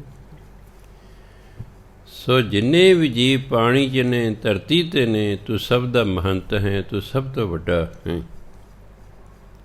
ਦਿਸ ਵਿਸ ਬੇਅੰਤ, ਸਾਰੀਆਂ ਦਿਸ਼ਾਵਾਂ ਦੇ ਵਿੱਚ ਤੂੰ ਬੇਅੰਤ ਵਰਤ ਰਿਹਾ ਹੈ। ਇਹ ਪ੍ਰਭੂ ਤੂੰ ਬੇਅੰਤ ਹੈ, ਤੂੰ ਸਾਰੀਆਂ ਦਿਸ਼ਾਵਾਂ ਦੇ ਵਿੱਚ ਵਸਦਾ ਹੈ। ਤੂੰ ਜਲ ਅਤੇ ਥਲ ਦੇ ਜਿਹੜੇ ਜੀਵ ਨੇ ਉਹਨਾਂ ਦਾ ਸਭ ਤੋਂ ਵੱਡਾ ਹੈ। ਦਿਸ ਵਿਸ ਅਭੰਡ, ਤੂੰ ਸਾਰੀਆਂ ਦਿਸ਼ਾਵਾਂ 'ਚ ਨਿੰਦਿਆ ਤੋਂ ਰਹਿਤ ਹੈ। ਜਲ ਥਲ ਅਮੰਡ, ਸਾਰੇ ਜਲਾਂ ਸਾਰੇ ਥਲਾਂ ਦੇ ਜੀਵਾਂ 'ਚ ਤੂੰ ਸ਼ੋਭਾ ਪਾ ਰਿਹਾ ਹੈ। ਅਮੰਡ ਹੁੰਦਾ ਜਲ ਥਲ ਅਮੰਡ, ਅਮੰਡ ਦਾ ਬਹੁਤ ਸ਼ੋਭਾ ਵਾਲਾ। ਦਿਸ ਵਿਸ ਸਾਰੀਆਂ ਦਿਸ਼ਾਵਾਂ, ਅਭੰਡ ਹੁੰਦਾ ਨਿੰਦਿਆ ਤੋਂ ਰਹਿਤ, ਤੂੰ ਨਿੰਦਿਆ ਤੋਂ ਰਹਿਤ ਹੈ। ਜਲ ਥਲ ਮਹੰਤ, ਮਹੰਤ ਮੈਨੇ ਵੱਡਾ। ਆ ਡੇਰਿਆਂ ਦੇ ਮਹੰਤ ਹੁੰਦੇ ਨੇ, ਜਿਹੜਾ ਵੱਡਾ ਸਾਧੂ ਹੁੰਦਾ ਉਹਨੂੰ ਕੀ ਕਹਿੰਦੇ, ਇਹ ਮਹੰਤ ਹੈ ਜੀ। ਪਹਿਲਾਂ ਇਹਨੂੰ ਮਹੰਤ ਕਿਹਾ ਕਰਦੇ ਸਨ, ਹੁਣ ਸੰਤ ਹੋ ਗਏ, ਸ਼ਬਦ ਵਸਾਈ ਨਹੀਂ ਫਰਕ ਹੈ। ਪਹਿਲਾਂ ਇਹਨਾਂ ਡੇਰਿਆਂ ਦੇ ਜਿਹੜੇ ਮਾਲਕ ਹੁੰਦੇ ਸਨ, ਇਹਨਾਂ ਨੂੰ ਮਹੰਤ ਕਹਿੰਦੇ ਹੁੰਦੇ ਸਨ, ਅੱਜ ਕੱਲ੍ਹ ਸੰਤ ਕਹਿਣ ਲੱਗ ਪਏ। ਸੋ ਮਹੰਤ ਹੈ, ਤੂੰ ਸਭ ਤੋਂ ਵੱਡਾ ਹੈ। ਦਿਸ ਵਿਸ ਬੇਅੰਤ ਹੈ, ਤੂੰ ਸਾਰੀਆਂ ਦਿਸ਼ਾਵਾਂ ਵਿੱਚ ਰਹਿਣ ਵਾਲਾ ਹੈ, ਤੂੰ ਬੇਅੰਤ ਹੈ। ਅੱਗੇ ਕਹਿੰਦੇ ਅਨਭਵ ਅਨਾਸ, ਤ੍ਰਿਤ ਧਰ ਧੁਰਾਸ, ਅਜਾਨ ਬਾਹੋ ਏਕੈ ਸਦਾਹੋ। ਅਨਭਵ ਜਿਹਦਾ ਆਪਣਾ ਗਿਆਨ ਹੈ, ਭਾਵ ਗਿਆਨਵਾਨ, ਪਿੱਛੇ ਨਾ ਅਨਭਵ, ਅਨਭਵ ਪ੍ਰਕਾਸ਼, ਇਹ ਵੀ ਆ ਸ਼ਬਦ, ਜਿਹਦਾ ਪ੍ਰਕਾਸ਼ ਆਪਣੇ ਆਪ ਤੋਂ ਹੈ। ਅਨਭਵ ਪ੍ਰਕਾਸ਼ ਜਿਹਦਾ ਆਪਣੇ ਆਪ ਤੋਂ ਪ੍ਰਕਾਸ਼ ਹੈ। ਅਨਭਵ ਤੂੰ ਗਿਆਨਵਾਨ ਹੈ। ਅਨਾਸ ਤੂੰ ਨਾਸ਼ ਹੋਣ ਵਾਲਾ ਨਹੀਂ ਹੈ। ਨਾਸ਼ ਤਾਂ ਵੀ ਖਤਮ ਹੋ ਗਿਆ, ਮਰ ਗਿਆ, ਟੁੱਟ ਭੱਜ ਗਿਆ। ਅਨਾਸ ਹੈ ਭਾਵ ਤੂੰ ਅਵਿਨਾਸ਼ੀ ਹੈ। ਅਨਭਵ ਤੂੰ ਗਿਆਨਵਾਨ ਹੈ। ਤ੍ਰਿਤ ਧਰ ਤੂੰ ਧਰਤੀ ਦਾ ਆਸਰਾ ਹੈ। ਤ੍ਰਿਤ ਧਰ, ਤ੍ਰਿਤ ਹੁੰਦਾ ਆਸਰਾ, ਧਰ ਮੈਨੇ ਧਰਤੀ, ਤ੍ਰਿਤ ਮੈਨੇ ਆਸਰਾ। ਜਿਵੇਂ ਕੌਰਵਾਂ ਦਾ ਜਿਹੜਾ ਬਾਪ ਸੀ ਉਹ ਧ੍ਰਿਤ ਰਾਸ਼ਟਰ ਸੀ, ਧ੍ਰਿਤ ਰਾਸ਼ਟਰ, ਸਾਰੇ ਦੇਸ਼ ਦਾ ਆਸਰਾ। ਉਹ ਸਾਰੇ ਨਾਮ ਦਾ ਸੀ ਜਿਹਦਾ ਸਾਰੇ ਦੇਸ਼ ਦਾ ਆਸਰਾ, ਉਹਨੂੰ ਕਹਿੰਦੇ ਧ੍ਰਿਤ ਰਾਸ਼ਟਰ। ਧ੍ਰਿਤ ਧਰ, ਧਰ ਮੈਨੇ ਧਰਤੀ, ਧ੍ਰਿਤ ਮੈਨੇ ਆਸਰਾ। ਤੂੰ ਸਾਰੀ ਧਰਤੀ ਦਾ ਆਸਰਾ ਹੈ, ਭਾਵ ਸਾਰੀ ਧਰਤੀ ਤੇਰੇ ਆਸਰੇ ਖੜੀ ਹੈ। ਧਰਤੀ ਕੋਈ ਥਮਲਿਆਂ ਦੇ ਆਸਰੇ ਨਹੀਂ, ਧਰਤੀ ਕੋਈ ਬਲਦਾਂ ਦੇ ਸਿੰਘ 'ਤੇ ਨਹੀਂ, ਧਰਤੀ ਦੇ ਪਰਮਾਤਮਾ ਦੇ ਆਸਰੇ ਖੜੀ ਹੈ। ਸਭ ਕੁਛ ਉਹਦੇ ਆਸਰੇ ਹੈ, ਸਭ ਉਹਦੇ ਹੁਕਮ 'ਚ ਨੇ। ਤ੍ਰਿਤ ਧਰ, ਤੂੰ ਧਰਤੀ ਦਾ ਆਸਰਾ ਹੈ। ਧੁਰਾਸ, ਤੂੰ ਧਰਤੀ ਦਾ ਧੁਰਾ ਹੈ। ਧੁਰੇ ਦੇ ਦੁਆਲੇ ਸਾਰੀ ਮਸ਼ੀਨਰੀ ਚੱਲਦੀ ਹੈ। ਜਿੰਨੀਆਂ ਮਸ਼ੀਨਾਂ ਨੇ ਉਹਨਾਂ ਦੇ ਵਿੱਚ ਧੁਰਾ ਹੁੰਦਾ, ਉਹਦੇ ਦੁਆਲੇ ਘੁੰਮਦੀ। ਆਹ ਜਿਹੜੇ ਕਾਸੇ ਦਾ ਵੀ ਪਹੀਆ ਹੈ, ਉਹ ਘੁੰਮ ਰਿਹਾ ਹੈ। ਇੱਕ ਤਾਂ ਸਾਈਕਲ ਦਾ, ਉਹ ਤਾਂ ਆਪਾਂ ਧੱਕ ਕੇ ਚਲਾਉਣੇ ਆ ਉਹਨੂੰ, ਉਹ ਧੁਰੇ ਦੇ ਆਸਰੇ ਨਹੀਂ ਹੈਗਾ। ਪਰ ਜਿਹੜੀਆਂ ਮਸ਼ੀਨਾਂ ਗੱਡੀਆਂ ਹੋਈਆਂ ਨੇ, ਕਾਰਖਾਨੇ ਮਸ਼ੀਨਾਂ ਨੇ, ਉਹ ਚੱਲ ਰਹੀਆਂ ਨੇ, ਉਹ ਆਪਣੀ ਧੁਰੀ ਦੇ ਦੁਆਲੇ ਘੁੰਮ ਰਹੀਆਂ ਨੇ। ਜਿਵੇਂ ਧਰਤੀ ਵੀ ਆਪਣੀ ਧੁਰੀ ਦੇ ਦੁਆਲੇ ਘੁੰਮ ਰਹੀ ਹੈ, ਧਰਤੀ ਵੀ ਆਪਣੀ ਧੁਰੀ ਦੇ ਦੁਆਲੇ ਘੁੰਮ ਰਹੀ ਹੈ। ਇਸ ਲਈ ਜਿਹੜਾ ਪਰਮਾਤਮਾ ਹੈ ਧੁਰਾਸ, ਉਹ ਧਰਤੀ ਦਾ ਉਹ ਜਿਹੜਾ ਧੁਰਾ ਹੈ। ਅਜਾਨ ਬਾਹੋ, ਅਜਾਨ ਉਹਦੀਆਂ ਲੰਮੀਆਂ, ਜਿਹਦੀਆਂ ਬਾਹਾਂ ਬਹੁਤ ਲੰਮੀਆਂ ਹਨ। ਏਕ ਹੈ ਸਦਾਹੋ, ਸਦਾਹੋ ਮੈਨੇ ਸਦਾ, ਜੋ ਸਦਾ ਹੀ ਇੱਕ ਹੈ। ਪਰਮਾਤਮਾ ਇੱਕ ਹੀ ਹੈ, ਉਹ 2 3 4 5 ਨਹੀਂ ਹੈਗੇ। ਇਸ ਲਈ ਗੁਰੂ ਮਹਾਰਾਜ ਦੇ ਅੱਗੇ ਏਕਾ ਲਾਇਆ ਵੀ ਉਹ ਇੱਕ ਤੋਂ ਹੀ ਸਭ ਕੁਛ ਹੈ। ਜੋ ਕੁਛ ਵੀ ਬਣਿਆ ਹੈ ਉਸ ਇੱਕ ਤੋਂ ਹੀ ਬਣਿਆ ਹੋਇਆ ਹੈ, ਉਹ ਸਦਾ ਹੀ ਇੱਕ ਹੈ। ਏਕ ਹੈ ਸਦਾਹੋ, ਉਹ ਸਦਾ ਹੀ ਇੱਕ ਹੈ। ਅਜਾਨ ਬਾਹੋ, ਉਹ ਲੰਮੀਆਂ ਬਾਹਾਂ ਵਾਲਾ ਹੈ। ਧ੍ਰਿਤ ਧਰ ਧੁਰਾਸ, ਉਹ ਧਰਤੀ ਦਾ ਆਸਰਾ ਹੈ। ਧੁਰਾਸ, ਉਹ ਧਰਤੀ ਦਾ ਧੁਰਾ ਹੈ। ਅਨਭਵ ਅਨਾਸ, ਉਹ ਅਨਭਵ, ਉਹ ਗਿਆਨ ਹੈ, ਉਹ ਗਿਆਨਵਾਨ ਹੈ। ਅਨਾਸ ਹੈ, ਉਹ ਨਾਸ਼ ਹੋਣ ਵਾਲਾ ਨਹੀਂ ਹੈ। ਪਰਮਾਤਮਾ ਗਿਆਨਵਾਨ ਹੈ, ਪਰਮਾਤਮਾ ਨਾਸ਼ ਹੋਣ ਵਾਲਾ ਨਹੀਂ ਹੈ। ਪਰਮਾਤਮਾ ਧਰਤੀ ਦਾ ਆਸਰਾ ਹੈ, ਪਰਮਾਤਮਾ ਧਰਤੀ ਦਾ ਧੁਰਾ ਹੈ। ਪਰਮਾਤਮਾ ਲੰਮੀਆਂ ਬਾਹਾਂ ਵਾਲਾ ਹੈ। ਪਰਮਾਤਮਾ ਏਕ ਹੈ ਸਦਾ, ਹਮੇਸ਼ਾ ਇੱਕ ਹੀ ਹੈ। ਪਰਮਾਤਮਾ ਹਮੇਸ਼ਾ ਇੱਕ ਹੀ ਹੈ, ਉਹ ਲੰਮੀਆਂ ਬਾਹਾਂ ਵਾਲਾ ਹੈ। ਧੁਰਾਸ, ਉਹ ਧਰਤੀ ਦਾ ਧੁਰਾ ਹੈ। ਧ੍ਰਿਤ ਧਰ, ਉਹ ਧਰਤੀ ਦਾ ਆਸਰਾ ਹੈ। ਅਨਾਸ਼, ਉਹ ਨਾਸ਼ ਹੋਣ ਵਾਲਾ ਨਹੀਂ ਹੈ। ਅਨਭਵ, ਉਹ ਗਿਆਨਵਾਨ ਹੈ। ਅੱਗੇ ਕਹਿੰਦੇ ਓਅੰਕਾਰ ਆਦਿ, ਕਥਨੀ ਅਨਾਦ, ਖਾਲ ਖੰਡ ਖਿਆਲ, ਗੁਰ ਬਰ ਅਕਾਲ। ਓਅੰਕਾਰ ਪਰਮਾਤਮਾ ਨੂੰ ਕਹਿੰਦੇ। ਓਅੰਕਾਰ ਆਦਿ, ਪਰਮਾਤਮਾ ਸਭ ਦਾ ਆਦਿ ਹੈ, ਸਭ ਦਾ ਮੁੱਢ ਹੈ, ਸਭ ਦਾ ਆਰੰਭ ਹੈ, ਕਿਉਂਕਿ ਸਾਰਾ ਕੁਛ ਉਸੇ ਤੋਂ ਅੱਗੇ ਸ਼ੁਰੂ ਹੋਇਆ। ਉਹ ਸਭ ਦਾ ਆਦਿ ਹੈ। ਪਰਮਾਤਮਾ ਹੀ, ਪਰਮਾਤਮਾ ਤੋਂ ਪਹਿਲਾਂ ਕੁਛ ਨਹੀਂ ਸੀ। ਜੋ ਕੁਛ ਵੀ ਬਣਿਆ ਹੈ ਉਹ ਪਰਮਾਤਮਾ ਤੋਂ ਬਾਅਦ ਬਣਿਆ। ਇਸ ਲਈ ਓਅੰਕਾਰ ਆਦਿ, ਪਰਮਾਤਮਾ ਸਭ ਦਾ ਆਦਿ ਹੈ, ਸਭ ਦਾ ਮੁੱਢ ਹੈ, ਸਭ ਦਾ ਆਰੰਭ ਹੈ। ਕਥਨੀ ਅਨਾਦ, ਅਨਾਦ ਹੁੰਦਾ ਜਿਹਦਾ ਆਪਣਾ ਆਦਿ ਨਾ ਹੋਵੇ। ਪਰਮਾਤਮਾ ਦਾ ਆਪਣਾ ਆਦਿ ਨਹੀਂ ਹੈ, ਉਹ ਦੂਜਿਆਂ ਦਾ ਆਦਿ ਤਾਂ ਹੈ। ਦੂਜੇ ਤਾਂ ਉਸ ਤੋਂ ਸ਼ੁਰੂ ਹੋਏ, ਉਸ ਦਾ ਆਪਣਾ ਆਰੰਭ ਕੋਈ ਨਹੀਂ ਹੈ। ਉਹ ਆਪ ਅਨਾਦ ਹੈ, ਉਹਦਾ ਆਪਣਾ ਕੋਈ ਆਦਿ ਨਹੀਂ। ਖਾਲ ਮੂਰਖ ਨੂੰ ਕਹਿੰਦੇ ਨੇ, ਖੰਡ ਟੋਟੇ, ਖਿਆਲ ਖਿਆਲ। ਪਰਮਾਤਮਾ ਜਿਹੜਾ ਮੂਰਖਾਂ ਦੇ ਨੇ ਖਿਆਲ ਨਾ ਉਹਨੂੰ ਟੋਟੇ ਟੋਟੇ ਕਰਨ ਵਾਲਾ ਹੈ। ਭਾ ਮੂਰਖਾਂ ਦੇ ਖਿਆਲ ਨੂੰ ਟੋਟੇ ਟੋਟੇ ਕਰਨ ਵਾਲਾ, ਖੰਡ ਟੋਟੇ ਟੋਟੇ ਨੂੰ ਕਹਿੰਦੇ। ਗੁਰ ਵੱਡੇ ਨੂੰ ਕਹਿੰਦੇ ਨੇ, ਬਰ ਬਲਵਾਨ ਨੂੰ ਕਹਿੰਦੇ ਨੇ। ਪਰਮਾਤਮਾ ਗੁਰ ਵੱਡਾ ਹੈ, ਬਰ ਤਾਕਤਵਰ ਹੈ, ਅਕਾਲ ਕਾਲ ਤੋਂ ਰਹਿਤ ਹੈ। ਕਾਲ ਦੀ ਮੌਤ, ਕਾਲ ਸਮਾਂ ਵੀ ਹੁੰਦਾ। ਅਕਾਲ ਜਿਹੜਾ ਸਮੇਂ ਤੋਂ ਰਹਿਤ ਹੋਵੇ, ਜਿਸ 'ਤੇ ਸਮੇਂ ਦਾ ਕੋਈ ਅਸਰ ਹੀ ਨਾ ਹੋਵੇ, ਜਿਸ 'ਤੇ ਸਮੇਂ ਦਾ ਅਸਰ ਨਾ ਹੋਵੇ, ਉਹ ਮਰਦਾ ਹੀ ਨਹੀਂ ਹੁੰਦਾ। ਸਮਾਂ ਹੀ ਹੈ ਜਿਹੜਾ ਸਾਨੂੰ ਜਿਹੜਾ ਜਨਮ, ਜਵਾਨੀ, ਬੁਢਾਪਾ, ਮੌਤ ਦਿੰਦਾ ਹੈ। ਪਰਮਾਤਮਾ 'ਤੇ ਅਕਾਲ ਹੈ, ਉਹ ਕਾਲ ਤੋਂ ਰਹਿਤ ਹੈ, ਉਹ ਸਮੇਂ ਤੋਂ ਰਹਿਤ ਹੈ। ਸਮੇਂ ਦਾ ਉਸ 'ਤੇ ਕੋਈ ਅਸਰ ਨਹੀਂ ਹੈ।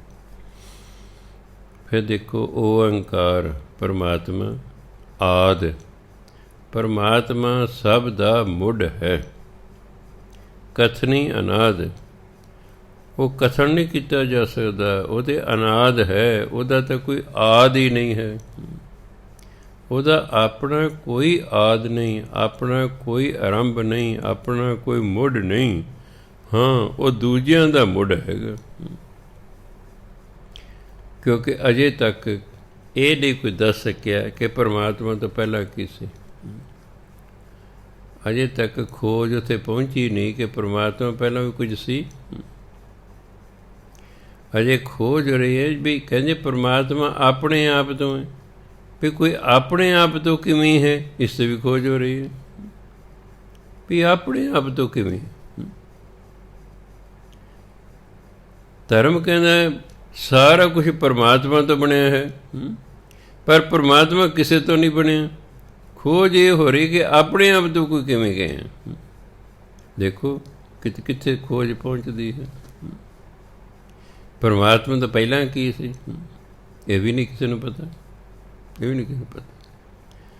ਸਿਰਫ ਸਾਇੰਸ ਵਾਲੇ ਇੱਥੇ ਤੱਕ ਹੀ ਪਹੁੰਚੇ ਨੇ ਕਿ ਜਿਹੜਾ ਹੈ ਜਿਸ ਮੈਟਰ, ਜਿਸ ਮਾਦੇ ਤੋਂ ਇਹ ਸਾਰਾ ਸੰਸਾਰ ਬਣਿਆ ਹੈ, ਮਾਦਾ ਪਦਾਰਥ ਨੂੰ ਕਹਿੰਦੇ ਨੇ, ਇੰਗਲਿਸ਼ ਮੈਟਰ ਕਹਿੰਦੇ ਨੇ। ਕੋਈ ਚੀਜ਼ ਕਿਸੇ ਚੀਜ਼ ਤੋਂ ਬਣਦੀ ਹੈ ਨਾ, ਚਾਕੂ ਹੈ ਲੋਹੇ ਤੋਂ ਬਣੇ ਨਾ, ਹਰ ਕਿਸੇ ਚੀਜ਼ ਤੋਂ ਬਣਦੀ ਹੈ। ਜਿਹੜੀ ਚੀਜ਼ ਕਿਸੇ ਚੀਜ਼ ਤੋਂ ਬਣਦੀ ਉਹਨੂੰ ਮਾਦਾ ਕਹਿੰਦੇ ਨੇ, ਹੁਣ ਮਾਦਾ ਕਹਿੰਦੇ, ਹੁਣ ਮੈਟਰ ਕਹਿੰਦੇ, ਉਹ ਮਟੀਰੀਅਲ ਹੈ। ਕਹਿੰਦੇ ਮਾਦਾ ਜਿਹੜਾ ਸੀ ਜਿਸ 'ਤੇ ਸਾਰਾ ਸੰਸਾਰ ਬਣਿਆ ਹੈ, ਸਾਇੰਸ ਕਹਿੰਦੀ ਉਹ ਮਾਦਾ ਕੰਡੈਂਸਡ ਰੂਪ ਵਿੱਚ ਸੀ, ਸੰਘਣੇ ਰੂਪ ਵਿੱਚ ਸੀ, ਉਹ ਸੰਘਣੇ ਰੂਪ ਸੀ। ਕਿਸੇ ਕਾਰਨ ਉਹਦੇ ਵਿੱਚ ਬੜਾ ਵੱਡਾ ਧਮਾਕਾ ਹੋਇਆ। ਸਾਇੰਸ ਵਾਲਿਆਂ ਨੂੰ ਕਹਿੰਦੇ ਬਿਗ ਬੈਂਗ, ਬਿਗ ਬੈਂਗ। ਉਹਦੇ ਬਹੁਤ ਵੱਡਾ ਧਮਾਕਾ ਹੋਇਆ। ਉਹ ਜਿੰਨਾ ਸੀ ਪਦਾਰਥ, ਉਹ ਗੈਸ ਬਣ ਗਿਆ।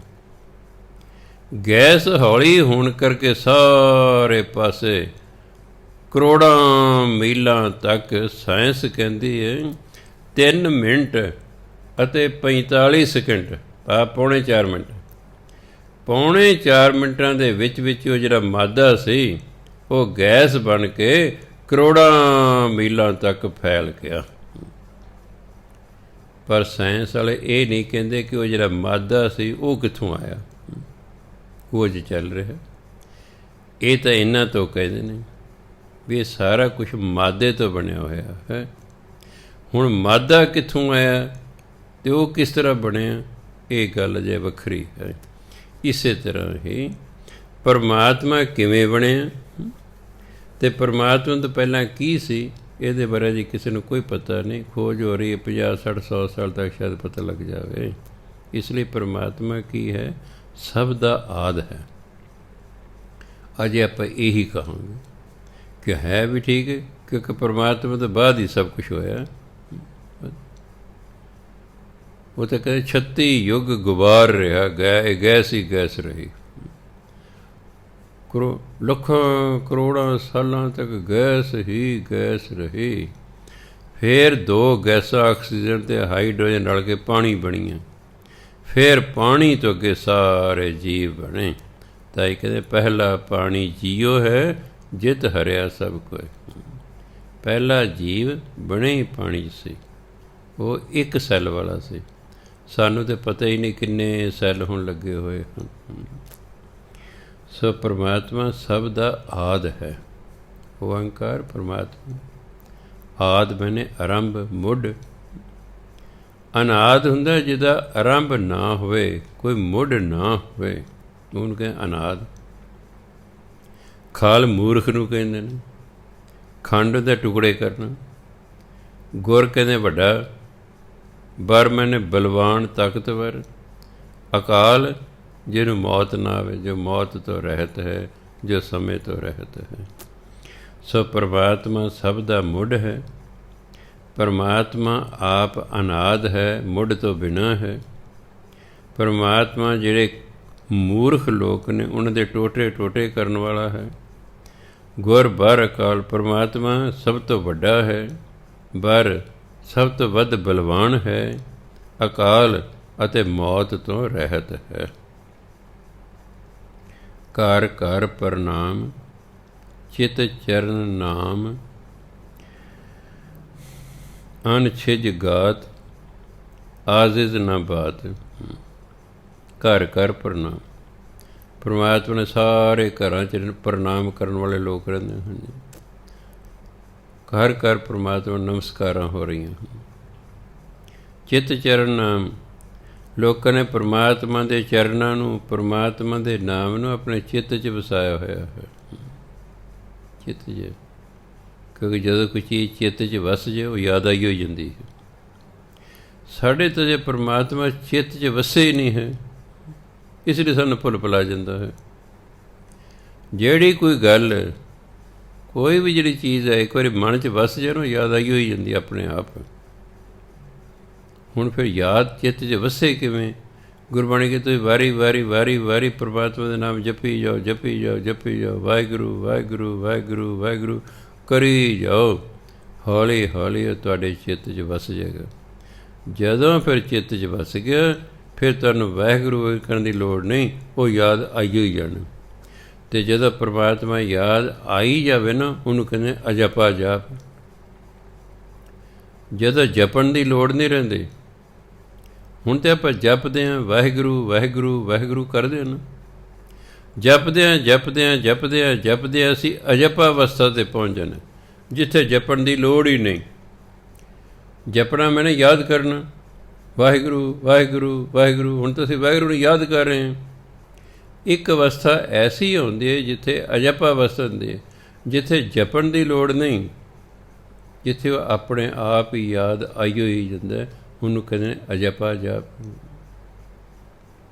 ਸੋ ਪਰਮਾਤਮਾ ਜਿਹੜਾ ਹੈ, ਚਿੱਤ ਚਰਨ ਨਾਮ ਹੈ। ਲੋਕਾਂ ਦੇ ਚਿੱਤ 'ਚ ਪਰਮਾਤਮਾ ਦੇ ਚਰਨ, ਪਰਮਾਤਮਾ ਨਾਮ ਵਸ ਗਿਆ ਹੈ। ਅਨ ਛਿਜ ਗਾਤ, ਗਾਤ ਸਰੀਰ ਨੂੰ ਕਹਿੰਦੇ ਨੇ। ਗਾਤ ਮਨੇ ਗਤੀ ਵੀ ਹੁੰਦਾ ਅਤੇ ਗਾਤ ਮਨੇ ਸਰੀਰ ਵੀ ਹੁੰਦਾ ਹੈ। ਹਰਿਆਣੇ ਜਦੋਂ ਮੈਂ ਸਰਵਿਸ ਕਰਦਾ ਸੀ, ਉੱਥੇ ਗਾਤ ਕਹਿੰਦੇ ਸੀ ਸਰੀਰ ਨੂੰ। ਇਸਕਾ ਬਹੁਤ ਬੜੀਆ ਗਾਤ ਹੈ। ਉਹ ਹੌਲੀ ਹੌਲੀ ਪਤਾ ਲੱਗਿਆ ਵੀ ਇਹ ਕਿਆ ਕਹਿ ਰਹੇ। ਜਿਵੇਂ ਇੱਕ ਵਾਰੀ ਬੱਸ ਖੜ੍ਹਾ ਸੜਕ ਦੇ ਕਿਨਾਰੇ, ਮੈਨੂੰ ਪੇਂਡੂ ਭਾਸ਼ਾ ਇਹਨਾਂ ਦੀ ਆਉਂਦੀ ਨਹੀਂ, ਹਿੰਦੀ ਤਾਂ ਆਉਂਦੀ ਸੀ, ਪਰ ਪੇਂਡੂਆਂ ਵਾਲੀ ਉਹ ਹਿੰਦੀ ਨਹੀਂ ਸੀ ਆਉਂਦੀ। ਉਹ ਪਤਾ ਨਹੀਂ ਲੱਗਦਾ ਕੀ ਕਹਿੰਦੇ ਨੇ। ਜਿਵੇਂ ਆਪਣੇ ਬਿਹਾਰੀ ਨੌਕਰ ਰੱਖਿਆ ਹੋਇਆ, ਜਦੋਂ ਆਪਸ 'ਚ ਗੱਲਾਂ ਕਰਦੇ ਆਪਾਂ ਨੂੰ ਨਹੀਂ ਸਮਝ ਆਉਂਦੀ, ਉਦੋਂ ਬਿਹਾਰੀ 'ਚ ਗੱਲ ਕਰ, ਸਾਡੇ ਨਾਲ ਹਿੰਦੀ 'ਚ ਕਰਦੇ ਨੇ। ਮੈਂ ਖੜ੍ਹਾ, ਇੱਕ ਆਇਆ ਜਾਟ, ਸਰਦਾਰ ਕੀ ਉਕੜ ਕੜਾ। ਮੈਨੂੰ ਸਰਦਾਰ ਤਾਂ ਸਮਝ ਆਵੇ ਕਿ ਉਕੜ ਕੜਾ। ਨਾਲ ਮੈਂ ਹਮੇਸ਼ਾ 8ਵੀਂ ਦਾ ਮੁੰਡਾ ਰੱਖਿਆ ਕਰਦਾ ਸੀ। ਉਹ ਜਿਨ੍ਹਾਂ ਦੇ ਮੈਂ ਕਿਰਾਏ 'ਤੇ ਰਹਿੰਦਾ ਸੀ, ਉਹਨਾਂ ਦੇ ਮੁੰਡਾ ਸੀ। ਉਹਨੂੰ ਮੈਂ ਨਾਂ ਰੱਖਣਾ ਪਈ, ਮੈਂ ਨਾ ਜਾਣਾ ਇੱਧਰ ਉੱਧਰ ਅਤੇ ਮੈਨੂੰ ਸਮਝ ਨਹੀਂ ਆਉਂਦੀ ਕੀ ਕਹਿੰਦੇ ਨੇ, ਤੂੰ ਮੈਨੂੰ ਅੱਜ ਦੀ ਹਿੰਦੀ ਦੱਸ ਦਿਆ ਕਰ। ਮੈਂ ਉਹਨੂੰ ਕਿਹਾ, ਇਹ ਕਿਆ ਕਹਿਤਾ ਹੈ? ਕਹਿੰਦਾ ਇਹ कहता सरदार जी कैसे खड़े हो, कि ऊपर खड़ा भी कैसे खड़ा है। मैं कहा जी मैंने गांव जाना है, बस की इंतज़ार कर रहा हूँ। अच्छा अच्छा अच्छा, नहीं तो मैंने पता की कह गया हो। उत्थे फिर गात कहते होंगे सन, जिवें घाम घाम, जो बाणी पढ़ी फिर पता लगे घाम किनू कहते हैं। घाम गर्मी नूं कहते हैं, घाम धुप नूं कहते। सो इस ਗਾਤ ਹੈ ਭਾਵ ਸਰੀਰ, ਅਣਛਿਜ ਗਾਤ। ਤੇਰਾ ਸਰੀਰ ਨਾਸ਼ ਹੋਣ ਵਾਲਾ ਨਹੀਂ ਹੈ, ਤੂੰ ਅਵਿਨਾਸ਼ੀ ਹੈ। ਆਜ਼ਿਜ਼ ਨਾ ਬਾਤ, ਆਜ਼ਿਜ਼ ਨਾ ਮੁਹਤਾਜ, ਤੂੰ ਕਿਸੇ ਗੱਲ 'ਚ ਮੁਹਤਾਜ ਨਹੀਂ ਹੈ। ਆਪਾਂ ਤਾਂ ਧਿਰਤੇ ਦੀ ਮੁਹਤਾਜੀ ਕਰਦੇ ਹਾਂ ਜੀ, ਆਹ ਦੇ ਦਿਓ ਜੀ, ਮੇਰੀ ਜੀ ਸਹਾਇਤਾ ਕਰ ਦਿਓ ਜੀ, ਮੇਰਾ ਜੀ ਆਹ ਕਰ ਦਿਓ ਜੀ, ਅਸੀਂ ਤਾਂ ਮੁਹਤਾਜ ਹਾਂ। ਪਰਮਾਤਮਾ ਬੇਮੁਹਤਾਜ ਹੈ, ਉਹ ਕਿਦਾ ਮੁਹਤਾਜ ਨਹੀਂ ਹੈ। ਆਜ਼ਿਜ਼ ਨਾ ਬਾਤ, ਉਹ ਕਿਸੇ ਵੀ ਗੱਲ ਵਿੱਚ ਕਿਸੇ ਦਾ ਮੁਹਤਾਜ ਨਹੀਂ ਹੈ, ਉਹ ਕਿਸੇ ਤੋਂ ਕੋਈ ਚੀਜ਼ ਮੰਗਦਾ ਨਹੀਂ ਹੈ, ਉਹ ਕਿਸੇ 'ਤੇ ਨਿਰਭਰ ਨਹੀਂ ਹੈ। ਜੇ ਬੰਦਾ ਬਿਮਾਰ ਹੋ ਜਾਏ, ਆਪਣੀ ਕਿਰਿਆ ਆਪ ਨਾ ਕਰ ਸਕਦਾ ਹੋਵੇ, ਮੰਜੇ 'ਤੇ ਪੈ ਜਾਏ, ਉਹ ਫਿਰ ਮੁਹਤਾਜ ਹੁੰਦਾ। ਮਰਜ਼ੀ ਇਹ ਕਰਦੇ ਜੀ, ਜਦੋਂ ਮਰਜ਼ੀ ਰੋਟੀ ਦੇਣ ਨਾ ਦੇਣ, ਉਹ ਕੁਛ ਕਰ ਹੀ ਨਹੀਂ ਸਕਦਾ। ਆਪ ਉੱਠ ਕੇ ਕੋਈ ਕਿਰਿਆ ਨਹੀਂ ਕਰ ਸਕਦਾ, ਉਹਨਾਂ 'ਤੇ ਨਿਰਭਰ ਹੋ ਜਾਂਦਾ, ਉਹ ਮੁਹਤਾਜ ਹੋ ਜਾਂਦਾ ਹੈ। ਸਭ ਤੋਂ ਔਖਾ ਸਮਾਂ ਜ਼ਿੰਦਗੀ ਦਾ ਉਹੀ ਹੁੰਦਾ ਜਦੋਂ ਅਸੀਂ ਕਿਸੇ 'ਤੇ ਨਿਰਭਰ ਹੋ ਜਾਂਦੇ ਹਾਂ। ਫਿਰ ਤਾਂ ਉਹਦੇ ਰਹਿਮ 'ਤੇ ਹਾਂ, ਜਿਹੋ ਜਿਹਾ ਮਰਜ਼ੀ ਸਲੂਕ ਕਰੇ, ਆਪਾਂ ਕੁਛ ਕਰ ਹੀ ਨਹੀਂ ਸਕਦੇ। ਨੁਹਾਏ ਨਾ ਨੁਹਾਏ, ਕੱਪੜੇ ਧੋਤੇ ਪਾਏ ਨਾ ਪਾਏ, ਵੇਲੇ ਸੇ ਰੋਟੀ ਦੇਵੇ ਨਾ ਦੇਵੇ, ਦਵਾਈ ਲਿਆ ਕੇ ਦੇਵੇ ਨਾ ਦੇਵੇ, ਆਪਾਂ ਮੁਹਤਾਜ ਹਾਂ, ਕੁਛ ਕਰ ਨਹੀਂ ਸਕਦੇ। ਸਭ ਤੋਂ ਔਖਾ ਜ਼ਿੰਦਗੀ ਦਾ ਉਹ ਸਮਾਂ ਹੁੰਦਾ। ਐਕਸੀਡੈਂਟ ਹੋ ਗਿਆ, ਕਈ ਮਹੀਨੇ ਬੰਦਾ ਮੰਜੇ 'ਤੇ ਪਿਆ ਰਹਿੰਦਾ, ਕੋਈ ਕਿਰਿਆ ਨਹੀਂ ਕਰ ਸਕਦਾ। ਉਦੋਂ ਫਿਰ ਧੀ ਪੁੱਤਰ ਰਿਸ਼ਤੇਦਾਰ ਜਿਹੜੇ ਨੇ, ਫਿਰ ਉਹੀ ਸਾਂਭ ਸੰਭਾਈ ਕਰਦੇ ਹਨ। ਪਰ ਬੰਦਾ ਮੁਹਤਾਜ ਹੋ ਜਾਂਦਾ ਹੈ, ਬੰਦਾ ਮੁਹਤਾਜ ਹੋ ਜਾਂਦਾ ਹੈ। ਉਹ ਕਿਉਂ? ਉਹ ਕਿਸੇ 'ਤੇ ਨਿਰਭਰ ਹੋ ਗਿਆ ਹੈ। ਸੋ ਪਰਮਾਤਮਾ ਕਿਸ ਦਾ ਮੁਹਤਾਜ ਨਹੀਂ ਹੈ, ਕਿਸੇ ਗੱਲ 'ਚ ਮੁਹਤਾਜ ਨਹੀਂ ਹੈ। ਉਹਦਾ ਸਰੀਰ ਸਦਾ ਰਹਿਣ ਵਾਲਾ, ਅਣਛਿਜ, ਉਹ ਨਾਸ ਨਹੀਂ ਹੁੰਦਾ।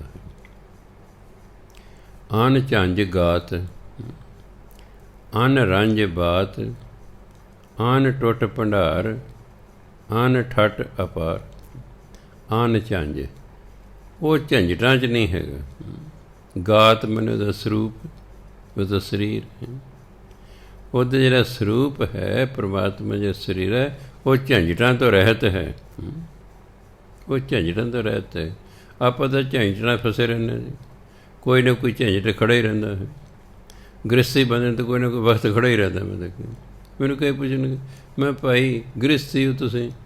ਗ੍ਰਸਤੀ ਦਾ ਕੋਈ ਨਾ ਕੋਈ ਵਕਤ ਰਹੇਗਾ ਹੀ ਰਹੇਗਾ। ਇਹ ਨਹੀਂ ਵਿਚਾਰਾ ਸ਼ਾਂਤ ਰਹਿੰਦਾ। ਜਿੰਨਾ ਚਿਰ ਬੱਚੇ ਛੋਟੇ ਨੇ, ਬਸ ਉਹਨਾਂ ਚਿਰ ਹੀ ਤੁਸੀਂ ਸੁਖੀ ਹੋ। ਬੱਚਿਆਂ ਨੇ +2 ਕੀਤੀ ਨਹੀਂ ਅਤੇ ਬਸ ਹੁਣ ਤੁਹਾਡੇ ਲਈ ਵਕਤ ਸ਼ੁਰੂ ਹੋਇਆ ਨਹੀਂ। ਹੁਣ ਅਸਲ 'ਤੇ ਗ੍ਰਸਤੀ ਫਿਰ ਸ਼ੁਰੂ ਹੁੰਦੀ ਹੈ। ਉਹ ਜਿਹੜੇ ਛੋਟੇ ਜਿਹੇ ਜਵਾਕ ਕਹਿੰਦੇ, ਉਹ ਤਾਂ ਬੜੇ ਪਿਆਰੇ ਲੱਗਦੇ ਨੇ। ਫਿਰ ਜਦੋਂ ਜਿਹਾ ਵੱਡੇ ਹੁੰਦੇ ਨੇ, ਫਿਰ ਅੱਖਾਂ ਵਿਖਾਉਂਦੇ ਨੇ। ਹਾਂਜੀ, ਫਿਰ ਕਈ ਪੋਜੀਸ਼ਨਾਂ ਮੈਂ ਦੇਖੀਆਂ ਜਵਾਕਾਂ ਨੂੰ, ਇੱਕ ਲੱਤ ਅੱਗੇ ਇੱਕ ਪਿੱਛੇ, ਇਹਨੂੰ ਢਾਕ ਕੇ ਪਾਕਿਸਤਾਨ ਇਸ ਤਰ੍ਹਾਂ ਐਂ ਉਹਨੇ ਬਾਹਾਂ ਕੀਤੀਆਂ ਹੁੰਦੀਆਂ ਨੇ, ਟੇਢਾ ਜਿਹਾ ਹੁੰਦਾ। ਹਾਂਜੀ, ਫਿਰ ਮੈਂ ਦੇਖ ਉਹਨੇ ਆਕੜ ਰਿਹਾ, ਇਹ ਆਕੜ ਰਿਹਾ ਹੁਣ ਮਾਂ ਬਾਪ ਅੱਗੇ। ਸੋ ਇਸ ਲਈ ਗੁਰੂ ਮਹਾਰਾਜ ਕਹਿੰਦੇ ਨੇ, ਅਣ ਝੰਜ ਗਾਤ, ਉਹਨੂੰ ਕੋਈ ਝੰਜਟ ਨਹੀਂ ਹੈ। ਅਣ ਰੰਜ ਬਾਤ, ਉਹ ਕਿਸੇ ਗੱਲ 'ਚ ਗੁੱਸਾ ਨਹੀਂ ਕਰਦਾ, ਉਹ ਗੁੱਸੇ ਤੋਂ ਰਹਿ। ਰੰਜ ਹੁੰਦਾ ਰੰਜਿਸ਼, ਗੁੱਸਾ। ਅਣ ਰੰਜ, ਉਹ ਗੁੱਸੇ ਤੋਂ ਰਹਿਤ ਹੈ। ਬਾਤ ਮੈਨੇ ਗੱਲ, ਉਹ ਕਿਸੇ ਵੀ ਗੱਲ 'ਚ ਗੁੱਸੇ 'ਚ ਨਹੀਂ ਆਉਂਦਾ, ਉਹ ਗੁੱਸੇ ਤੋਂ ਰਹਿਤ ਹੈ। ਗਾਤ, ਉਹਦਾ ਜਿਹੜਾ ਸਰੀਰ ਹੈ, ਅਣ ਝੰਜ ਹੈ, ਝੰਜਟਾਂ ਤੋਂ ਰਹਿਤ ਹੈ। ਅਣ ਟੁੱਟ ਭੰਡਾਰ, ਅਣ ਟੁੱਟ ਜਿਹਨੂੰ ਅਟੁੱਟ ਕਹਿੰਦੇ। ਗੁਰੂ ਕਾ ਲੰਗਰ ਜੀ ਅਟੁੱਟ ਵਰਤੇਗਾ। ਅਟੁੱਟ, ਅਟੁੱਟ, ਅਣਟੁੱਟ ਇੱਕੋ ਹੀ ਗੱਲ। ਅਮੁੱਕ, ਅਣਟੁੱਟ ਭੰਡਾਰ, ਹੈ ਪਰਮਾਤਮਾ ਤੇਰੇ ਭੰਡਾਰੇ ਅਮੁੱਕ ਨੇ, ਇਹ ਮੁੱਕਣ ਵਾਲੇ ਨਹੀਂ ਹੈਗੇ। ਗੁਰਬਾਣੀ ਜੋ ਕੁਛ ਪਾਇਆ ਸੋ ਏਕਾ ਵਾਰ। ਆਸਣ ਲੋਏ ਲੋਏ ਭੰਡਾਰ, ਜੋ ਕੁਛ ਪਾਇਆ ਸੋ ਏਕਾ ਵਾਰ। ਸਾਰੇ ਸੰਸਾਰ 'ਚ ਜਿੰਨੀਆਂ ਵੀ ਧਰਤੀਆਂ, ਸਭ ਤੇ ਪਰਮਾਤਮਾ ਦੇ ਭੰਡਾਰੇ ਨੇ। ਜੋ ਕੁਛ ਉਹਨੇ ਪਾਉਣਾ ਸੀ, ਉਹਨੇ ਇੱਕੋ ਵਾਰੀ ਪਾਤਾ। ਇਹ ਨਹੀਂ ਹਾਂ ਜੀ ਕਣਕ ਮੁੱਕ ਗਈ ਤਾਂ ਹੋਰ ਵਿੱਚ ਪਾਓ ਜੀ, ਬਸ ਉਹਦੇ ਭੰਡਾਰੇ ਭਰਪੂਰ ਨੇ। ਜੋ ਕੁਛ ਉਹਨੇ ਆਪਣੇ ਭੰਡਾਰਿਆਂ 'ਚ ਪਾਉਣਾ ਸੀ, ਇੱਕੋ ਵਾਰ ਹੀ ਪਾਤਾ। ਇਸ ਲਈ ਉਹਦੇ ਭੰਡਾਰੇ ਅਣਟੁੱਟ ਨੇ, ਅਮੁੱਕ ਨੇ, ਨਾ ਖਤਮ ਹੋਣ ਵਾਲੇ ਹਨ। ਅਣਠੱਠ। ਅਣਠੱਠ ਹੁੰਦਾ ਜਿਹਨੂੰ ਥਾਪਿਆ ਨਾ ਜਾ ਸਕੇ। ਥਾਪਿਆ ਨਾ ਜਾਏ, ਕੀਤਾ ਨਾ ਹੋਏ, ਆਪੇ ਆਪ ਨਿਰੰਜਨ ਸੋਏ। ਪਰਮਾਤਮਾ ਨੂੰ ਥਾਪਿਆ ਨਹੀਂ ਜਾ ਸਕਦਾ। ਇਹ ਨਹੀਂ ਕਦੇ ਕੋਈ ਮੂਰਤੀ ਬਣਾ ਕੇ ਕਿਸੇ ਗੁਰਦੁਆਰੇ ਮੰਦਿਰ 'ਚ ਰੱਖ ਦੇਣੀ ਹੈ, ਉਹਨੂੰ ਥਾਪਿਆ ਨਹੀਂ ਜਾ ਸਕਦਾ। ਆ ਮੰਦਿਰਾਂ 'ਚ ਮੂਰਤੀਆਂ ਸਥਾਪਿਤ ਕਰਦੇ ਨੇ। ਮੂਰਤੀ ਦੀ ਕੀਮਤ ਵੀ ਉਦੋਂ ਹੀ ਪੈਂਦੀ ਹੈ ਜਦੋਂ ਸਥਾਪਿਤ ਹੋ ਜਾਂਦੀ ਹੈ, ਉਹਨਾਂ ਚਿਰ ਉਹਦੀ ਕੋਈ ਕੀਮਤ ਨਹੀਂ ਹੈ। ਸੜਕਾਂ ਦੇ ਕੰਢਿਆਂ ਮੂਰਤੀਆਂ ਬਣਾਉਣ ਕਿੰਨੀਆਂ ਹੀ ਰੱਖੀਆਂ ਹੁੰਦੀਆਂ ਕਾਰੀਗਰਾਂ ਨੇ, ਲੋਕ ਆਮ ਤੋਂ ਕੋਲੋਂ ਲੰਘਦੇ ਕਾਸ ਕੱਢਦੇ। ਪਰ ਜਦੋਂ ਉਹੀ ਮੂਰਤੀ ਉੱਥੋਂ ਖਰੀਦ ਕੇ ਮੰਦਿਰ ਵਿੱਚ ਸਥਾਪਿਤ ਕੀਤੀ ਜਾਂਦੀ ਹੈ, ਫਿਰ ਜਿਹੜਾ ਮੰਦਿਰ ਦੇ ਬੂਹੇ ਅੱਗੋਂ ਲੰਘਦਾ ਸਿਰ ਝੁਕਾ ਕੇ ਲੰਘਦਾ ਹੈ, ਕਿਉਂ ਸਥਾਪਿਤ ਹੋ ਗਈ ਨਾ, ਉਹ ਸਥਾਪਿਤ ਹੋ ਗਈ। ਅਤੇ ਪਰਮਾਤਮਾ ਜਿਹੜਾ ਹੈ ਇਹ ਥਾਪਿਆ ਨਾ ਜਾਏ, ਅਣਠੱਠ ਹੈ। ਇਹਨੂੰ ਕੋਈ ਬਣਾ ਨਹੀਂ ਸਕਦਾ, ਇਹਨੂੰ ਕੋਈ ਕਿਤੇ ਬਣਾ ਕੇ ਟਿਕਾ ਨਹੀਂ ਸਕਦਾ।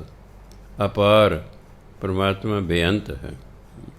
ਫਿਰ ਦੇਖੋ ਅਣਝੰਝ ਗਾਤ।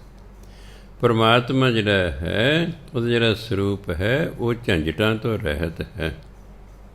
ਅਨਰੰਜ ਬਾਤ, ਉਹ ਜਿਹੜੀ ਗੱਲਬਾਤ ਹੈ ਬਿਨਾਂ ਗੁੱਸੇ ਤੋਂ ਹੁੰਦੀ ਹੈ, ਉਹ ਗੁੱਸੇ 'ਚ ਆ ਕੇ ਗੱਲਾਂ ਨਹੀਂ ਕਰਦਾ। ਪਰਮਾਤਮਾ ਜਿਹੜਾ ਹੈ ਕਦੇ ਨਾਰਾਜ਼ ਹੁੰਦਾ ਹੀ ਨਹੀਂ ਹੈਗਾ।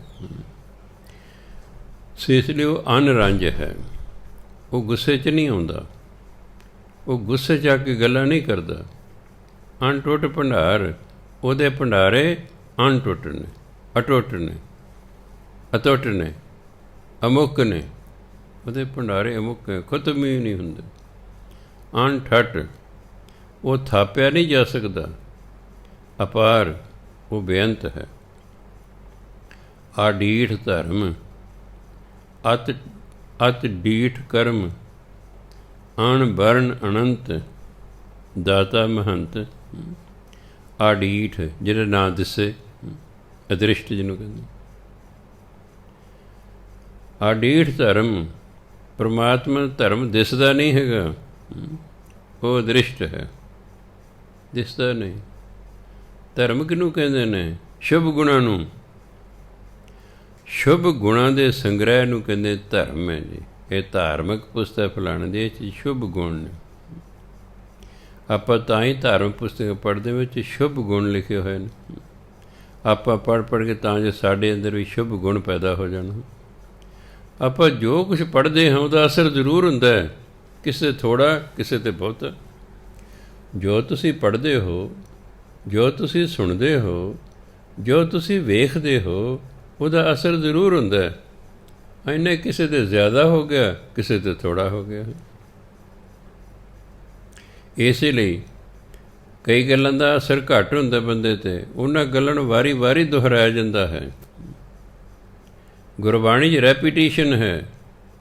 ਜੋ ਗੱਲ ਗੁਰੂ ਨਾਨਕ ਦੇਵ ਨੇ ਕਹੀ, ਉਹੀ ਗੁਰੂ ਅੰਗਦ ਦੇਵ ਨੇ ਕਹੀ, ਉਹੀ ਗੁਰੂ ਅਮਰਦਾਸ ਨੇ ਕਹੀ, ਉਹੀ ਰਾਮਦਾਸ ਜੀ ਨੇ ਕਹੀ, ਉਹੀ ਗੁਰੂ ਅਰਜਨ ਦੇਵ ਨੇ ਕਹੀ, ਉਹੀ ਸਾਰੀ ਗੱਲਾਂ ਕਹੀ। ਇਸੇ ਕਰਕੇ ਬਾਕੀ ਕਿਸੇ ਗੁਰੂ ਨੇ ਆਪਣਾ ਨਾਮ ਨਹੀਂ ਵਰਤੇ, ਸਾਰੇ ਨਾਨਕ ਹੀ ਵਰਤੇ। ਵੀ ਸਾਡੇ ਆਪਣੇ ਵਿਚਾਰ ਤੇ ਹੈ ਨਹੀਂ, ਸਾਡੇ ਵਿਚਾਰ ਤੇ ਗੁਰੂ ਨਾਨਕ ਦੇ ਹਨ, ਇਸ ਲਈ ਉਹਨਾਂ ਨੇ ਨਾਨਕ ਹੀ ਵਰਤਿਆ ਸ਼ਬਦ।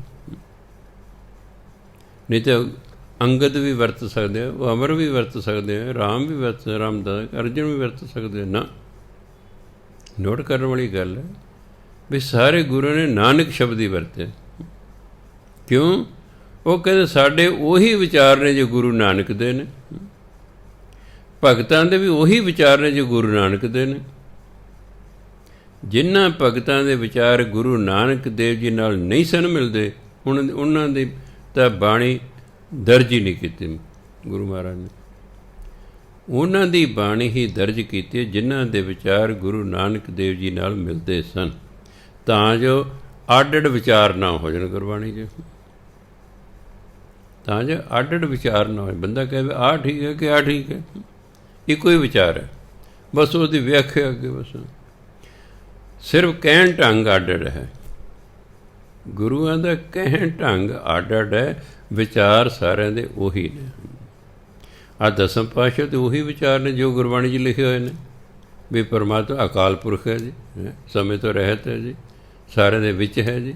ਬਸ ਸ਼ਬਦਾਂ ਦਾ ਫਰਕ ਹੈ, ਬਸ ਸ਼ਬਦਾਵਲੀ ਦਾ ਫਰਕ ਹੈ, ਭਾਵ ਉਹੀ ਚੱਲ ਰਿਹਾ ਹੈਗਾ। ਇਸ ਲਈ ਗੁਰੂ ਮਹਾਰਾਜ ਕਹਿੰਦੇ ਆਡੀਠ ਧਰਮ, ਤੇਰਾ ਧਰਮ ਅਣਡਿੱਠ ਹੈ, ਦਿਖਾਈ ਨਹੀਂ ਦਿੰਦਾ। ਅਤ ਡੀਠ ਕਰਮ, ਅਤ ਡੀਠ ਹੁੰਦਾ ਬਹੁਤ ਦ੍ਰਿੜਤਾ ਵਾਲੇ, ਤੇਰੇ ਕਰਮ ਬਹੁਤ ਦ੍ਰਿੜਤਾ ਵਾਲੇ ਹਨ। ਪਰਮਾਤਮਾ ਕੋ ਆਪ ਦ੍ਰਿੜ ਇਰਾਦੇ ਦਾ ਹੈ। ਸਾਨੂੰ ਸਫਲਤਾ ਕਿਉਂ ਨਹੀਂ ਮਿਲਦੀ? ਸਾਡਾ ਇਰਾਦਾ ਦ੍ਰਿੜ ਨਹੀਂ ਹੈ। ਇੱਛਾ ਤਾਂ ਹੈ ਸਾਡੀ, ਪਰ ਉਹਦੇ ਮਗਰ ਨਾ ਵਿਲ ਪਾਵਰ ਨਹੀਂ ਹੈਗੀ, ਦ੍ਰਿੜਤਾ ਨਹੀਂ ਹੈਗੀ। ਅੱਜ ਇੱਛਾ ਕੀਤੀ ਸਵੇਰੇ 4 ਵਜੇ ਉੱਠਾਂਗਾ, 2-4 ਦਿਨ ਉੱਠਿਆ, ਫਿਰ ਉਹੀ 5 ਵਜੇ 5:30 6 ਵਜੇ ਉੱਠਣ ਲੱਗ ਗਏ। ਦ੍ਰਿੜਤਾ ਨਹੀਂ ਨਾ ਹੈਗੀ, ਦ੍ਰਿੜ ਇਰਾਦਾ ਨਹੀਂ ਹੈ। ਇਸ ਲਈ ਅਸੀਂ ਕਿਸੇ ਮੰਜ਼ਿਲ 'ਤੇ ਨਹੀਂ ਪਹੁੰਚਦੇ। ਜਿੰਨਾ ਕਿਸੇ ਮੰਜ਼ਿਲ 'ਤੇ ਪਹੁੰਚਣਾ ਤਾਂ ਬੜੇ ਦ੍ਰਿੜ ਇਰਾਦੇ ਦੇ ਲੋਕ ਹੁੰਦੇ ਨੇ, ਲੱਗੇ ਰਹਿੰਦੇ ਨੇ, ਲੱਗੇ ਰਹਿੰਦੇ ਨੇ। ਸ਼ੀਰੀ ਫਰਿਆਦ ਆਸ਼ਿਕ ਹੋਏ ਨੇ ਦੋ। ਸ਼ੀਰੀ ਜਿਹੜੀ ਸੀ ਇਹ ਰਾਜਕੁਮਾਰੀ ਸੀ, ਰਾਜੇ ਦੀ ਪੁੱਤਰੀ ਸੀ। ਫਰਿਆਦ ਲੋਹਾਰਾਂ ਦਾ ਮੁੰਡਾ ਸੀ, ਆਪਸੀ ਪਿਆਰ ਸੀ। ਹੁਣ ਦੇਖੋ ਕਿ ਕਿੱਥੇ ਰਾਜਾ ਭੋਜ, ਕਿੱਥੇ ਗੰਗੂ ਤੇਲੀ, ਮੇਲ ਹੀ ਕੋਈ ਨਹੀਂ। ਇੱਕ ਗਰੀਬ ਲੋਹਾਰ ਹੈਗਾ, ਇੱਕ ਰਾਜਕੁਮਾਰੀ ਹੈ। ਪਰ ਜਿਹੜਾ ਪਿਆਰ ਹੈ ਇਹ ਕੋਈ ਜਾਤ ਨਹੀਂ ਵੇਖਦਾ, ਇਹ ਕੋਈ ਧਰਮ ਨਹੀਂ ਵੇਖਦਾ, ਇਹ ਕੋਈ ਉੱਚਾ ਨੀਵਾਂ ਨਹੀਂ ਵੇਖਦਾ। ਇਹ ਤਾਂ ਜਿਹੜੇ ਅਸੀਂ ਵੱਡੇ ਲੋਕ ਹਨ ਨਾ, ਅਸੀਂ ਹੀ ਜਾਤਾਂ ਪਾਤਾਂ ਧਰਮਾਂ 'ਚ ਫਸੇ ਹੋਏ ਹਾਂ ਅਤੇ ਆਪਣੇ ਬੱਚਿਆਂ ਨੂੰ ਇਹਨਾਂ 'ਚ ਫਸਾਉਂਦੇ ਹਾਂ। ਬੱਚੇ ਦਾ ਆਪਣਾ ਕੋਈ ਧਰਮ ਨਹੀਂ ਹੁੰਦਾ। ਉਹ ਤਾਂ ਵੱਡੇ ਉਹਨੂੰ ਕਹਿੰਦੇ ਤੂੰ ਸਿੱਖ ਹੈ, ਓਏ ਤੂੰ ਹਿੰਦੂ ਹੈ, ਤੂੰ ਮੁਸਲਮਾਨ ਹੈ, ਤੂੰ ਫਲਾਣਾ ਹੈ, ਤੂੰ ਬ੍ਰਾਹਮਣ ਹੈ, ਤੂੰ ਖੱਤਰੀ ਹੈ, ਤੂੰ ਫਲਾਣਾ। ਬੱਚੇ ਕੁਛ ਵੀ ਨਹੀਂ ਹੋਏ। ਉਹ ਛੋਟੇ ਹੁੰਦੇ ਖੇਡੀ ਜਾਂਦੇ ਸੀ। ਜਦ ਪਤਾ ਲੱਗਿਆ ਵੀ ਅੱਜ ਮੰਦਰ 'ਚ ਬਦਾਣਾ ਵਰਤਾ ਰਹੇ, ਉੱਥੇ ਚਲੇ ਜਾਣਾ ਖਾਣ, ਉਹ ਚਲੇ ਜਾ ਖਾਣ। ਅਤੇ ਹੁਣ ਜਿਵੇਂ ਅੰਮ੍ਰਿਤਧਾਰੀ ਹੈ, ਮੈਂ ਕਿਸੇ ਮੰਦਰ 'ਚ ਚਲੇ ਜਾਵਾਂਗਾ, ਉਹਦੀ ਆ ਜਾਊਗਾ। ਉਹ ਬਾਬੇ ਮੰਦਰ ਤੁਰੇ ਫਿਰਦੇ ਨੇ ਜੀ। ਦੱਸ ਵੀ ਕੀ ਗੱਲ? ਅਸੀਂ ਹਿੰਦੂ ਗੁਰਦੁਆਰੇ ਆ ਸਕਦੇ ਕਿ ਸਿੱਖ ਫਿਰ ਮੰਦਰ 'ਚ ਨਹੀਂ ਜਾ ਸਕਦੇ? ਨਹੀਂ ਜਾ ਸਕਦੇ। ਕਿੰਨੇ ਮੁਸਲਮਾਨ ਨੇ ਜਿਹੜੇ ਹਰਿਮੰਦਰ ਸਾਹਿਬ ਦਰਸ਼ਨ ਕਰਨ ਆਉਂਦੇ ਨੇ। ਤੁਸੀਂ ਕਦੇ ਕਿਸੇ ਮਸੀਤ ਦੇ ਅੰਦਰ ਗਏ ਹੋ? ਕਦੇ ਵੀ ਨਹੀਂ ਗਏ। ਤੁਹਾਨੂੰ ਪਤਾ ਨਹੀਂ ਅੰਦਰ ਕੀ ਹੁੰਦਾ ਮਸੀਤ ਦੇ। ਦੇਖਣ ਵਾਲੀ ਗੱਲ ਤਾਂ ਹੈ। ਪਾਕਿਸਤਾਨ ਦੇ ਮੁਸਲਮਾਨ ਤਾਂ ਵੀ ਹਰਿਮੰਦਰ ਸਾਹਿਬ ਨੇ। ਹਿੰਦੁਸਤਾਨ ਜਿਹੜੇ ਅੰਮ੍ਰਿਤਸਰ ਜਦੋਂ ਆਉਂਦੇ ਨੇ, ਹਰਿਮੰਦਰ ਸਾਹਿਬ ਜ਼ਰੂਰ ਮੱਥਾ ਟੇਕ ਕੇ ਜਾਂਦੇ ਨੇ।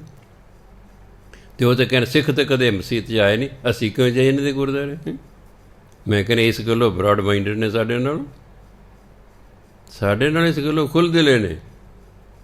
ਕਿੰਨੇ ਮੁਸਲਮਾਨ ਨੇ ਜਿਹੜੇ ਹਰਿਮੰਦਰ ਸਾਹਿਬ ਆਉਂਦੇ ਨੇ, ਕਿੰਨੇ ਹਿੰਦੂ ਨੇ ਜਿਹੜੇ ਹਰਿਮੰਦਰ ਸਾਹਿਬ ਆਉਂਦੇ ਨੇ। ਸੋ ਇਸ ਲਈ ਇਹ ਜਿਉਂ ਅਸੀਂ ਵੱਡੇ ਹੋਏ ਅਤੇ ਉਹਦੇ ਨਲਾਇਕ ਹੋਈ ਜਾਂਦੇ ਹਾਂ, ਕੱਟੜ ਹੋਈ ਜਾਂਦੇ ਹਾਂ। ਬਸ ਆਹ ਨਹੀਂ ਹੈ, ਉਹ ਨਹੀਂ ਹੈ, ਇਹ ਨਹੀਂ ਹੈ, ਉਹ ਨਹੀਂ ਹੈ। ਬਸ ਉਹ ਬੱਚਿਆਂ ਨੂੰ ਅਸੀਂ ਵੱਧ ਖੜਾ ਕਰ ਦਿੰਦੇ, ਨਹੀਂ ਤਾਂ ਉਹਦੇ ਅੰਦਰ ਜਾ ਰਹਿੰਦੇ ਨੇ। ਲੈ ਮੇਰਾ ਦੋਸਤ, ਮੇਰੇ ਮਾਂ ਪਿਓ ਨੇ ਮੇਰੇ ਦਿਮਾਗ 'ਚ ਇਹ ਗੱਲ ਹੀ ਨਹੀਂ ਸੀ ਘਸੋੜੀ ਕਿ ਤੂੰ ਜੱਟਾਂ ਦਾ ਮੁੰਡਾ ਹੈ। ਮੇਰਾ ਦੋਸਤ ਡਕੌਂਤ ਸੀ। ਆ ਜਿਹੜੇ ਪੰਡਿਤ ਤੇਲ ਮੰਗਦੇ ਨੇ, ਪੰਡਤਾਂ ਦੇ ਵਿੱਚ ਇਹਨਾਂ ਨੂੰ ਨੀਵਾਂ ਗਿਣਿਆ ਗਿਆ ਹੈ। 5ਵੀਂ ਤੋਂ ਲੈ ਕੇ 8ਵੀਂ ਤੱਕ ਅਸੀਂ ਰਹੇ। ਫਿਰ ਮੈਂ ਸ਼ਹਿਰ 'ਚ ਆ ਗਿਆ। ਦੋਸਤ ਸੀ ਅਸੀਂ। ਉਸ ਐਤਵਾਰ ਨੂੰ ਨਾ ਸ਼ਨੀਚਰਵਾਰ ਨੂੰ ਤੇਲ ਮੰਗ ਕੇ ਲਿਆਇਆ ਕਰਦਾ ਸੀ। ਮੈਂ ਉਹਨੂੰ ਕਹਿਣਾ ਤੂੰ ਸਾਡੇ ਨਹੀਂ ਘਰ ਕਦੇ? ਕਹਿੰਦਾ ਮੈਨੂੰ ਸੰਗ ਲੱਗਦੀ ਹੈ। ਮੈਨੂੰ ਸੰਗ ਲੱਗਦੀ ਤਾਂ ਮੈਂ ਤਾਂ ਨਹੀਂ ਜਾਂਦਾ। ਵਾਹ, ਤੇਲ ਉਹਨੇ ਲੈ ਆਉਣਾ। ਲੋਕ ਇੱਕ ਦੀਵੇ 'ਤੇ ਪੜ੍ਹਦੇ ਸੀ, ਅਸੀਂ 2 ਦੀਵੇ ਜਗਾ ਕੇ ਪੜ੍ਹਦੇ ਸੀ। ਜਿਹੜਾ ਬਾਕੀ ਬਚਣਾ ਤੇਲ ਹੈ ਉਹ ਐਤਵਾਰ ਨੂੰ ਸਿਰ 'ਤੇ ਲਾ ਲੈਣਾ। ਉਹ ਮੈਨੂੰ ਵੇਖ ਕੇ ਉਹ ਵੀ ਕਿੱਸਾਧਾਰੀ ਹੋ ਗਿਆ, ਉਹ ਕਿੱਸਾਧਾਰੀ ਹੋ ਗਿਆ। ਮੈਂ ਟੀਚਰ ਲੱਗ ਗਿਆ, ਉਹ ਸਿੱਖ ਰੈਜੀਮੈਂਟ 'ਚ ਭਰਤੀ ਹੋ ਗਿਆ। ਡਕੌਂਤਾਂ ਦਾ ਮੁੰਡਾ ਸਿੱਖ ਬਣ ਗਿਆ ਹੈ। ਕਿਉਂ? ਨਾਰਾਇਣ ਨਾਲ ਅਸਰ ਹੋ ਗਿਆ ਹੈ। ਸੋ ਇਸ ਲਈ ਇਹ ਤਾਂ ਜਦੋਂ ਅਸੀਂ ਵੱਡੇ ਹੁੰਦੇ ਹਾਂ ਨਾ, ਫਿਰ ਹੀ ਜਾ ਕੇ ਅਸੀਂ ਗੜਬੜ ਕਰਦੇ ਹਾਂ। ਨਹੀਂ ਤਾਂ ਛੋਟਾ ਬੜਾ ਮੈਂ ਦੇਖਿਆ ਬਚਪਨ ਬੜਾ ਆਨੰਦ 'ਚ ਹੈ। ਨਾ ਕੋਈ ਜਾਤ, ਨਾ ਕੋਈ ਪਾਤ, ਨਾ ਕੋਈ ਧਰਮ, ਨਾ ਕੋਈ ਗੱਲ, ਨਾ ਕੋਈ ਬਾਤ। ਹਾਂਜੀ, ਆਪਣਾ ਸਾਰੇ ਰਲ ਮਿਲ ਕੇ ਜਾ ਖੇਡ ਰਹੇ ਹਨ। ਬੜਾ ਵਧੀਆ ਸਮਾਂ ਹੁੰਦਾ ਹੈ। ਸੋ ਪਰਮਾਤਮਾ ਅਡੀਠ ਧਰਮ ਹੈ, ਉਹਦਾ ਧਰਮ ਅਣਡਿੱਠ ਹੈ। ਅਤ ਡੀਠ ਕਰਮ, ਉਹ ਜੋ ਕਰਮ ਕਰਦਾ ਬੜੀ ਦ੍ਰਿੜਤਾ ਨਾਲ ਕਰਦਾ ਹੈ। ਸੋ ਸ਼ੀਰੀ ਫਰਿਆਦ ਰਾਜੇ ਨੇ ਸੋਚਿਆ ਵੀ ਕਿਵੇਂ ਮਗਰੋਂ ਲਹੇ। ਉਹਨੂੰ ਸੱਦਿਆ, ਕਹਿੰਦਾ ਵੀ ਕਾਕਾ ਮੈਂ ਆਪਣੀ ਲੜਕੀ ਦੀ ਤੇਰੇ ਨਾਲ ਸ਼ਾਦੀ ਕਰਦਾ ਕਿ ਇੱਕ ਸ਼ਰਤ ਹੈ। ਆਹ ਸਾਹਮਣੇ ਪਹਾੜ ਦਿਸਦਾ, ਜਿਹੜੀਆਂ ਬਰਸਾਤ ਦੀਆਂ ਹਵਾਵਾਂ ਆਉਂਦੀਆਂ ਨੇ ਇਹ ਪਹਾੜ ਰੋਕ ਦਿੰਦਾ ਹੈ। ਸਾਰਾ ਪਾਣੀ ਪਰਲੇ ਪਾਸੇ ਪਹਾੜ ਦੇ ਖੜਾ ਹੈ, ਆਪਣੀ ਧਰਤੀ ਸੁੱਕੀ ਰਹਿ ਜਾਂਦੀ ਹੈ। ਮੈਂ ਚਾਹੁੰਦਾ ਵੀ ਉਹ ਪਾਣੀ ਸਾਡੇ ਦੇਸ਼ ਵਿੱਚ ਆਵੇ। ਤੂੰ ਬਈ ਪਹਾੜ ਦੇ ਆਰ ਪਾਰ ਮੋਰੀ ਕਰ ਦੇ, ਤੇਰਾ ਮੇਰਾ ਵਾਅਦਾ ਰਿਹਾ, ਮੈਂ ਆਪਣੀ ਲੜਕੀ ਦੀ ਸ਼ਾਦੀ ਤੇਰੇ ਨਾਲ ਕਰ ਦਾਂਗਾ। ਰਾਜੇ ਨੇ ਕਿਹਾ ਨਾ ਮੋਰੀ ਹੋਵੇ ਨਾ ਹੈ। ਉਹ ਅੱਗੋਂ ਦ੍ਰਿੜ੍ਹਾਦੇ ਵਾਲਾ ਸੀ, ਉਹਨੇ ਛੈਣੀ ਥੋੜੀ ਲੈ ਲਈ, ਲੱਗਾ ਰਿਹਾ 18 ਸਾਲ ਦਿਨ ਰਾਤ ਲੱਗਾ ਰਿਹਾ। 18 ਸਾਲਾਂ ਬਾਅਦ ਉਹਨੇ ਆਰ ਪਾਰ ਮੋਰੀ ਕਰਤੇ। ਉਹ ਪਾਣੀ ਆ ਰਿਹਾ ਧੜਾ ਧੜ, ਰਾਜ ਦੇ ਮਹਿਲਾਂ ਕੋਲ ਪਾਣੀ ਜਾ ਰਿਹਾ ਹੈ। ਉੱਪਰ ਰਾਜਕੁਮਾਰੀ ਖੜੀ ਹੈ, ਰਾਜਾ ਵੀ ਖੜਾ ਉੱਪਰ ਛੱਤ 'ਤੇ ਵੇਖ ਰਿਹਾ ਪਾਣੀ। ਦੂਜੇ ਪਾਸੇ ਨਦੀ ਦੇ ਦੂਜੇ ਪਾਸੇ ਜਿਹੜਾ ਹੈ ਉਹ ਲੁਹਾਰਾਂ ਦਾ ਫਰਿਆਦ ਖੜਾ ਹੈ, ਅਤੇ ਫਰਿਆਦ ਕਹਿੰਦਾ ਵੀ ਰਾਜਾ ਜੀ ਹੁਣ ਮੈਂ ਤੁਹਾਡੀ ਸ਼ਰਤ ਪੂਰੀ ਕਰਤੀ ਹੈ, ਹੁਣ ਰਾਜਕੁਮਾਰੀ ਦੀ ਮੇਰੇ ਨਾਲ ਸ਼ਾਦੀ ਕਰੋ। ਅਤੇ ਰਾਜਾ ਮੁੱਕਰ ਗਿਆ। ਜਦੋਂ ਰਾਜਾ ਮੁੱਕਰ ਗਿਆ, ਲੜਕੀ ਨੇ ਛੱਤ ਤੋਂ ਛਾਲ ਪਾਣੀ 'ਚ ਮਾਰੀ, ਉਹਨੇ ਫਰਿਆਦ ਨੇ ਵੀ ਮਾਰੀ। ਅੱਗੇ ਕੀ ਹੋਇਆ ਉਹਦੇ ਨਾਲ ਸਾਡਾ ਲੈਣ ਦੇਣ ਨਹੀਂ ਹੈ, ਗੱਲ ਤਾਂ ਦ੍ਰਿੜਤਾ ਦੀ ਹੈ। ਇਹਨੂੰ ਕਹਿੰਦੇ ਦ੍ਰਿੜ ਇਰਾਦੇ। ਇੰਨਾ ਦ੍ਰਿੜ ਇਰਾਦਾ ਹੋਏਗਾ ਤਾਂ ਤੁਸੀਂ ਸਾਇੰਸਦਾਨ ਬਣੋਗੇ, ਤਾਂ ਤੁਸੀਂ ਸੰਤ ਬਣੋਗੇ। ਨਹੀਂ ਤਾਂ ਠੀਕ ਹੈ ਮੇਰੇ ਕੋਲ ਕਥਾ ਵਾਰਤਾ ਕਰੀ ਜਾਓ, ਸੁਣੀ ਜਾਓ। ਬੜੇ ਜ਼ਿੰਦਗੀ 'ਚ ਕਾਮਯਾਬ ਹੋਣ ਲਈ ਬੜੇ ਦ੍ਰਿੜ ਇਰਾਦੇ ਦੀ ਲੋੜ ਹੈ। ਇਰਾਦਾ ਹੋਵੇ ਦ੍ਰਿੜ ਅਤੇ ਬਸ ਫਿਰ ਬੰਦਾ ਲੱਗਾ ਰਹਿੰਦਾ, ਅਤੇ ਜਿਹੜਾ ਲੱਗਾ ਰਹਿੰਦਾ ਉਹ ਕੋਈ ਨਾ ਕੋਈ ਉਹਦੀ ਗੱਲ ਬਣ ਜਾਂਦੀ ਹੈ। ਅਤ ਡੀਠ ਕਰਮ, ਤੇਰੇ ਕਰਮ ਬਹੁਤ ਦ੍ਰਿੜਤਾ ਵਾਲੇ ਹਨ। ਅਣ ਬਰਨ ਅਨੰਤ, ਅਣ ਬਰਨ, ਬਰਨ ਜਾਤ ਨੂੰ ਕਹਿੰਦੇ, ਅਣ ਬਰਨ ਤੂੰ ਜਾਤ ਤੋਂ ਰਹਿਤ ਹੈ, ਤੇਰੀ ਕੋਈ ਜਾਤ ਪਾਤ ਨਹੀਂ ਹੈਗੀ। ਅਨੰਤ ਹੈ, ਤੇਰਾ ਕੋਈ ਅੰਤ ਨਹੀਂ ਹੈ। ਦਾਤਾ ਮਹੰਤ ਹੈ, ਮਹੰਤ ਵੱਡੇ ਨੂੰ ਕਹਿੰਦੇ, ਤੂੰ ਬਹੁਤ ਵੱਡਾ ਦਾਤਾ ਹੈ, ਛੋਟਾ ਮੋਟਾ ਨਹੀਂ, ਤੂੰ ਬਹੁਤ ਵੱਡਾ ਦਾਤਾ ਹੈ। ਅਨੰਤ ਤੂੰ ਬੇਅੰਤ ਹੈ। ਅਣ ਬਰਨ ਤੇਰੀ ਕੋਈ ਜਾਤ ਨਹੀਂ ਹੈ। ਅਤ ਡੀਠ ਕਰਮ, ਤੇਰੇ ਕਰਮ ਬੜੀ ਦ੍ਰਿੜਤਾ ਵਾਲੇ ਹਨ। ਅਡੀਠ ਧਰਮ, ਅਤੇ ਤੇਰਾ ਧਰਮ ਵਿਖਾਈ ਨਹੀਂ ਦਿੰਦਾ, ਅਦ੍ਰਿਸ਼ਟ ਹੈ। ਸਤਿਕਾਰਯੋਗ ਸਾਧ ਸੰਗਤ, ਸਮਾਂ ਹੋ ਗਿਆ। ਵਾਹਿਗੁਰੂ ਜੀ ਕਾ ਖਾਲਸਾ, ਵਾਹਿਗੁਰੂ।